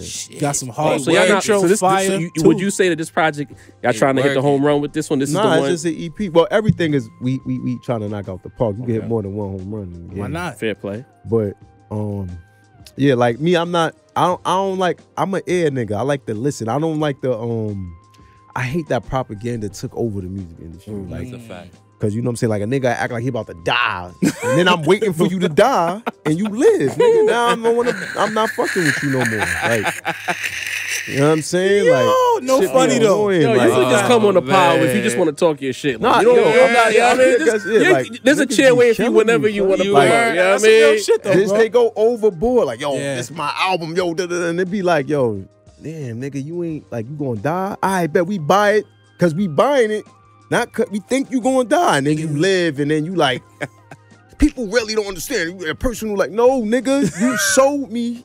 Whatever. Niggas is trying to internet. You know, that's how it is. Niggas Yeah, we is just got into that. That's a like, fact. niggas be like, oh, I love my kids, and then be making like, come on, son. Like, remember back in the days, nigga just make a hot song, it didn't mean That's nothing. what it was. Right. Yeah, That's it what was. I miss. I just only like music like that. Every now and then you could give me I don't want to know niggas' personal life. Right. That is played on too much. Yeah. Yep. You know what I'm saying? Now they feel entitled. You ever seen a nigga just come home and be like, yo, rapping about my life? Like he felt entitled to be in it. It's be like, yo, son. Yo, This is facts. I know talking he's lying, but nigga, he's better than you at telling your own story. You right feel now. me? there Your you go. career happens is a going lot. to jail. This nigga. is That happens comedy. a lot. That's bro. the content. I'm gonna tell y'all full disclosure. Like I didn't expect this, but I liked it. Yeah, You know what I I'm mean? here for this. This is already like a top 3 interview of all time at the Real Rap Round talk, Table. man. You know what I No mean? cap. Off the rip. We need people to just come and just speak Talk their your truth. shit, you know what I man. mean? Hey, man, But you you know, bugging, man. you know, we need a date for that project. with Yeah, them. we do. You know? Hey, October, man. Hey, October. hey. Me and Def cooking something. Ooh. Everybody I worked with So Only Donald. Would the you def call is it a not- sequel or is it something else entirely? is whatever they want to do. Like yo, let me add that too. With China, Bad Influence, and Social Misfits, which is like cousin Yeah. or whatever. Their creative direction is they make it so easy for you. They should be paid for that. You could pay them to organize your shit. Yeah. You feel me? So when I come with when I go over there and work with any one of them, if whether it be Rome, Ox, any one of them, Ox, I'm- they already gonna be ready. Yeah. Like, yo, I got this vision. Da, da, da, da, da. I don't have to sit there 100 times and be like, excuse me, yo, do this, or yo, what about this? Like, them niggas come prepared already. They already got their vision of who they see themselves being, and it's just like I know that not Alchemist. I know the Rome Streets and Derringer. it's gonna be ill because Rome got already a vision. It's a heavy attention to detail. Like it's crazy you say that because I thought about that when we went to the screening for Def. I'm like, who even thinks about doing shit like that? Coach. Just doing a short film for an album. Yeah. You know what I mean? And it actually was pretty It was dope. the The most Shout out to y'all positive, niggas, annoying man. nigga in the world. There you go. And I was like, and the thing is, it was good because when I seen Coach, I was like, yo, bro, like the fact that it's done, I'm upset. He was like, bro, like this is it. It's a short album. Like, all right, but we needed more. Yeah. So, but it just shows you the level of quality that they're coming with. You know what I mean? And I Coach from appreciate Brooklyn that. and Nate the Bronx album. Hey. Yeah. That's He got crazy. he got Like, some how the roots. fuck He you ties got in the some Bronx roots in the now? He got Bronx. ties in though. the I don't Bronx, though. care, man. He got Don't, ties. don't come up here knowing shit. Nigga. Nah, real shit. Fuck Nah, outta real here, shit. nigga. Shout out to Coach, man. Again, like I always Love give that Coach dude, love. man. That's my He- brother. like you say, he an annoying nigga. He be Yeah, good he be annoying. trying He a to good shoot dude, at though. me sometimes, but again, it's like I always jokingly tell a story about when him and Ran and Rome did the album Coupe de Gras. Coupe de Gras, yeah. Fire too. And fucking, Amazing. he's like, yo, we invite you to listening to that Quad Studio pull up. We like, bet, thank you. You know what I mean? I know Just happy to be they there. they streamed the whole album, pull us in the room to do like the media section, right? Coach leads the room, said, Rap Round Table, you got it? Be like, yeah, I don't know what you mean. Bro so. closes the door, gave us like a 25-minute ISO with Rome and ran and interviewed him about the album before they let the rest of the media in the room. that was And we crazy. didn't figure it out till like 10 minutes. Like, oh shit, this nigga didn't let nobody else. It's just us. Salute, bro. Then he opened the door. I was like, all right, Yo, Coach, you yeah. got it, bro. That's love. He ain't have to do that. He You know what I believes. mean? That's the He believes. metaphorical toss in the ocean he was talking He threw us about in the earlier. ocean. You know what I He mean? believes. Nigga just do some shit and you be like, you stupid motherfucker. Why you going in the water? But then It works. Like, see? Look, Bro, because I you remember I swim. was with Sin. I said, yo, Sin, I don't think nobody, it's just us, bro. He like, yeah, I think so. I'm like, all right, fuck it, we gonna cook. Yeah. But before you get out of here, we got a couple of, I would say, rapid fire questions. 4 rapid fire questions before we wrap up the interview that I want to ask you. You can tell your truth. You've done a hell of a job of speaking your truth, so I expect some great answers right here. So, you're from the Bronx, so the Bronx is exempt from this conversation. What borough outside of the Bronx produces the best rappers? Oh, he's trying to get you, bro. The most or the best? The best. Best. Pound for pound, what borough got the best ones? I'm gonna pick quality over quantity. Because if you said the most, I'll say Queens. Right. The best, cliche, I'll say Brooklyn. Ah, Bronx nigga said Brooklyn. That is a He win ain't for wanna the say rap. it either. Right? He ain't Let's wanna go. say it. Niggas don't know how to act. That's that Brooklyn Bronx rivalry right there. There you go. Next. I thought you would have said Harlem. Nah, because them niggas be bugging sometimes. Man. Nah, but when Harlem got it. We talking about blog era or we talking In general. Oh, I'm talking about Overall, how we grew up, like 90s. Yeah. I'm gonna say Brooklyn. All But right. if we talking like the 20 teens in the blog era, I'll say Uptown. Harlem. Yeah. I'll say Harlem. Yeah. Mhm. As a kid, young 183rd, who was your favorite rapper? I just told y'all niggas. Run it back. Cam, Killer. LL Cool J, Cam, LL Cool J, Cam, Jay-Z. All the niggas that made it look really good to rap. Facts. And that's a fact. And man. Ghostface. All the inspirational Raekwon, niggas. like I always feel like if you really a fan of this shit though, your answers can't even be the same sometimes if you really know a lot of knowledge of it. Because my mood might go Biggie. Well, he passed, or it might be Prodigy sometimes when he over Ray. You know what I'm saying? It might be Nas when he over. Yeah. That's something I wanted to say to y'all too, but go ahead, though. Let's talk about it. When y'all was talking about that culture of the dick riding or something like that. It's a sad state of affairs, but it is Yo, what Nah, it but is. y'all know where It's that started at, disgusting. right? Y'all know who was the first Nah, nigga I to do put that, it right? on. The Jay-Z and Nas shit did that. You think the stands? Talk about it. I'ma Talk tell y'all. about It was bro. a hard Y'all time. was we all around the same. Yeah. Yeah. So y'all remember it was brewing Nas and Jay-Z before it came out. So Yeah. y'all Southerners don't know about this. It's a But cool 10 years It was before they actually, brewing. you know what I mean? But even that's 2001. If you remember when he did the Summer Jam shit, he didn't release the Nas verse. Boom. So everybody was like, yo, he dissing Nas. Remember, it was a runaround. You had to get clues and all that shit. And then you had Jay-Z fans, you had Nas fans. Nas released the disc, remember, over the Paid in Full beat. Yes. Yeah. Yes. The See, I was Stillmatic there. freestyle. When y'all niggas wasn't there. They don't respect when we tell Y'all them we wasn't lived this there. shit, bro. Y'all ain't had that. Then, because it was regional shit. Real shit. So now, Nas released it, it was garbage. So when Jay-Z let go the real takeover, this is what it was. It was niggas who was fan of Jay-Z. Of course, I'm fan of Jay-Z, but then it was niggas who was fans of Nas, like, nah, it's whack, automatically. Automatic. Yeah. Right? But when he dropped Ether, which was fire, this nigga, Jay-Z diehards gave it up, like, nah, he got one. Yeah. They gave it to Nas, like, yo, he came with one. And Nas fans was like, yeah, because he way better. Like, they just went by It took me a while to come home. It took me a I while ain't to gonna come front. home. I That's where fought the bias a good shit- 15 Yo, years. remember? But what I'm saying is, talking he right just now, though. acknowledged it was hot. Nah, he not wrong. He cooking. Because Jay-Z fans was more realistic. if I is go what I'm back to trying like say. high school, niggas gave it up for Ether, bro. Yeah. It was Universally. hard. You know, it's hard to but beat. what I'm saying is, Takeover was debatably good too. Yeah. And Nas fans was like, even though they were mad, it was hot. Like, and that's to me, when with the Drake and Kendrick shit, that's what happened. It's like Hey. we don't. I'm not picking nobody out of that shit, but I'm just saying we didn't. It's like I'm sorry, I could use the Jay-Z and Nas shit. We didn't want Jay because Jay just seemed wrong and all this. And it's like, yo, bro, just listen with your ears. So you don't think Super Ugly kind of hurt Hove though? Like I felt like people when it dropped, they was like, he talked about his baby moms, he's wrong. You know what I mean? And I was like, if I skeeted in your Jeep and left condoms on your baby seat, I won. We're talking about I won. Realistically, Yeah. But now biasly, Hey. so because it's like them niggas was dissing after that, nigga. Yes. Yeah. They don't know that. Enough joints. It Enough didn't records. stop. Yo, we They- talking it right was now. like Little at least homie 2 Jug more was years. just a garden. Come to me. on, bro. I gotta thank your little homie Nas for that though. There was a lot. Last there was a real lot- nigga. Yeah, there's a lot I of remember, Prince too. I remember the whole Made Philly. you look. a lot of disses. Come on, bro. People Yo, talk. People the whole talking. Yeah, there was a lot of Philly, joints. Don't you know? You had the to be there. Chill. Come Yeah, on, yeah. Murder Marcyville. Yeah. Yo, Yeah. the whole Murder, Philly murder. came to New York Yeah. and dissed the Locks. They diss Nas in the Locks and on Flex was just quiet. If you play it back, he playing No Hateration and they dissing him on that. I'm like, yo, damn, niggas dissing bro. That shit used to be so fun. That was I the got all that greatest shit on time, tapes. I don't know bro. where the tape is Yo, at. but I That used to was the record greatest that. time. Jay-Z Like alive. you had 'Cause nice it was just niggas battling. entertaining. It was just entertaining. It We knew was. it was entertaining. It was real But shit. that Jay-Z and Nas shit, it just was a biased thing. Like, if you say it's right, like, yo, come on, son. Like, this nigga went to the radio station, was.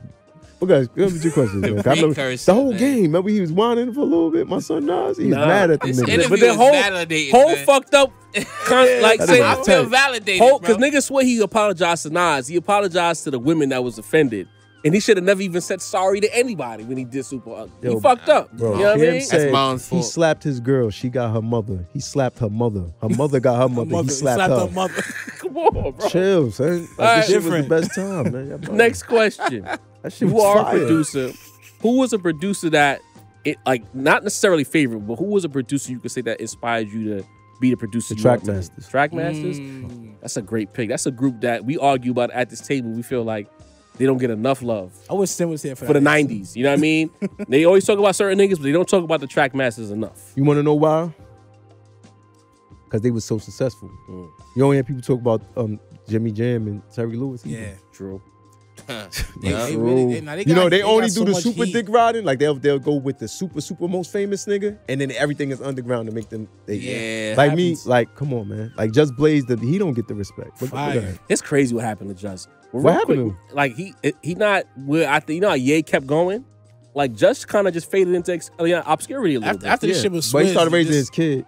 After the shit was Swizz, it kind I of seen the fell interview. He off. say he's raising his family, but you know, like everybody love Alchemist, but Just Blaze is the dude. He's him. Facts. Just You know what I mean? Blaze is the Facts. dude. Last question before you get out of here. Unrelated, but just to get to know you a little bit. What is a song that went platinum in your car or your phone or wherever that people wouldn't expect you to like? Gunplay Bogota. Wow. Oh shit, he had it Wow, ready. he had it ready. Yo, I was just bumping that shit earlier in the gym.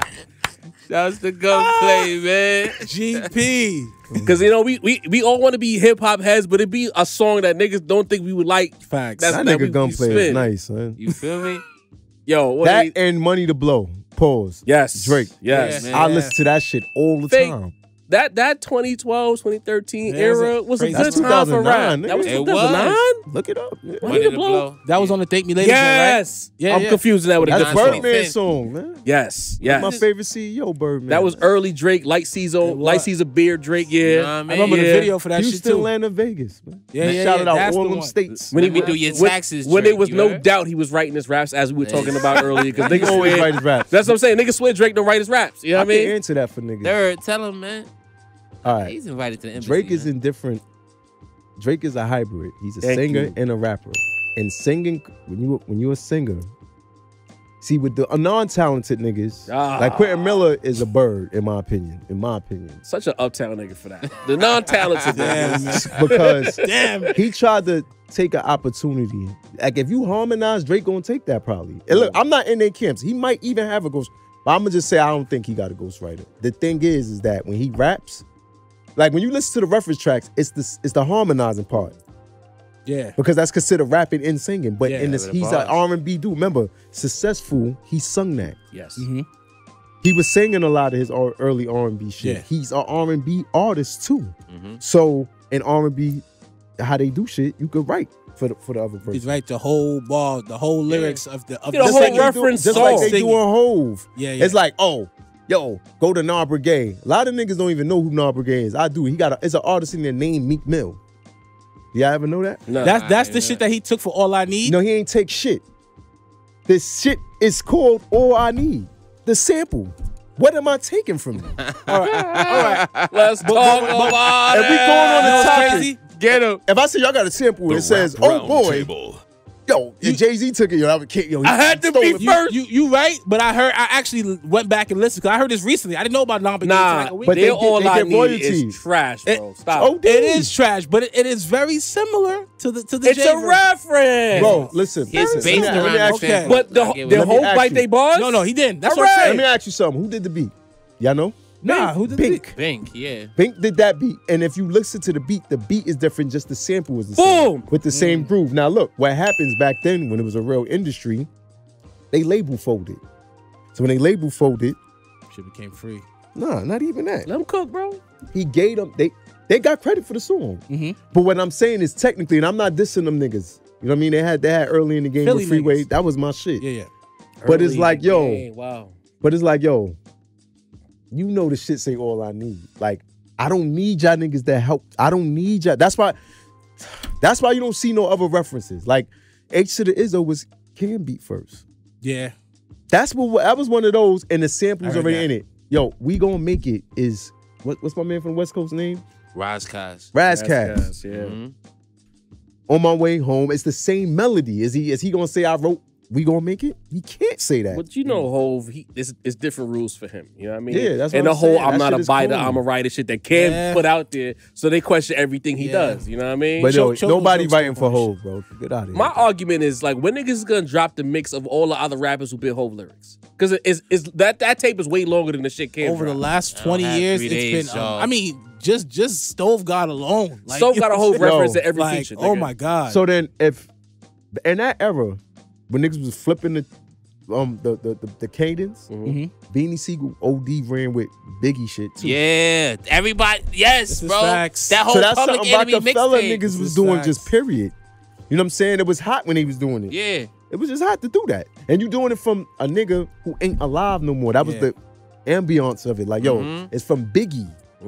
Been gone for Arm, a while. leg, over the, well, however Biggie said but that you know, shit. if niggas want to find a reason to That's hate, a they'll fact, hate. Because bro. like They'll find Pusha T used big cadence, and they don't kill Pusha for They it. love that. You know No, what I mean? humans got selective of who they want and who they don't want. That's just how this shit works. That's a fact. You know what I mean? They play favoritism. Like, they'll do that shit with, like, what's my nigga in Atlanta that's supposed to be an all-star? And he got the fucked up hairline. And he was fucking us up in the playoffs. My light-skinned cat. Trey Young. Trey Young.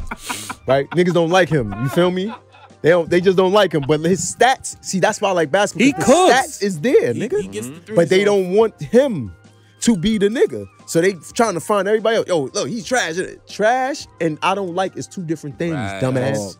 Talk. What is wrong You with niggas? talking, Yo, man. we can talk to 183. Third, you gotta come back, For bro. real. Listen, I if you like- just, if I you got just want to you. come and just be part of the pod, no fuck no interview. Pull I up, got chop it up Jarv. with I got niggas. you. I got You know what I you. mean? Fact. But for the I got people you. who Pull up, nigga. might not know who you are, where can they find you on social media?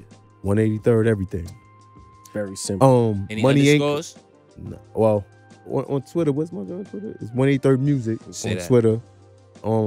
Everything else is just 183rd. Niggas gotta stop like trying to be first with that shit too for a nigga hurt you, son. Like for real, like If you go right Not to me. Apple Music, you type in 183rd. It's the all first that. pick with the nigga in the all white. You click that, it'll take you to everything. Yes, yeah, sir. man. Like, Man, the guy with the flyest lows in the world. You know Nobody what I mean? got more keep, lows. Keep the low on. You know what I mean? More low. nah, I ain't gonna lie. I started buying Rule and shit like that because Oh, you gave up the ghost?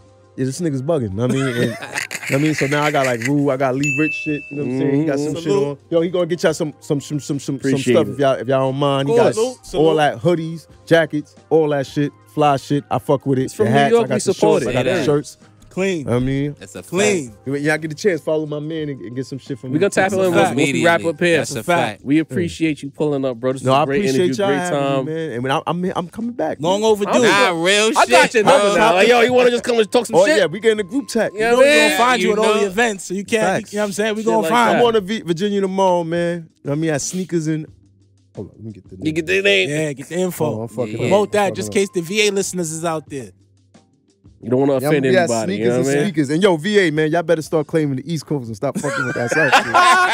Shout out to the homie G's. Shout out to G's. Jeez, what up, God? Yo, Diddy, take us home, bro. Yo, you already know what it is, man. Special guest 183rd, live from the BX. Yes, we in the sir. building. Grand Avenue, Macito, voice of the culture. Thank you, Jarvie, the point guard.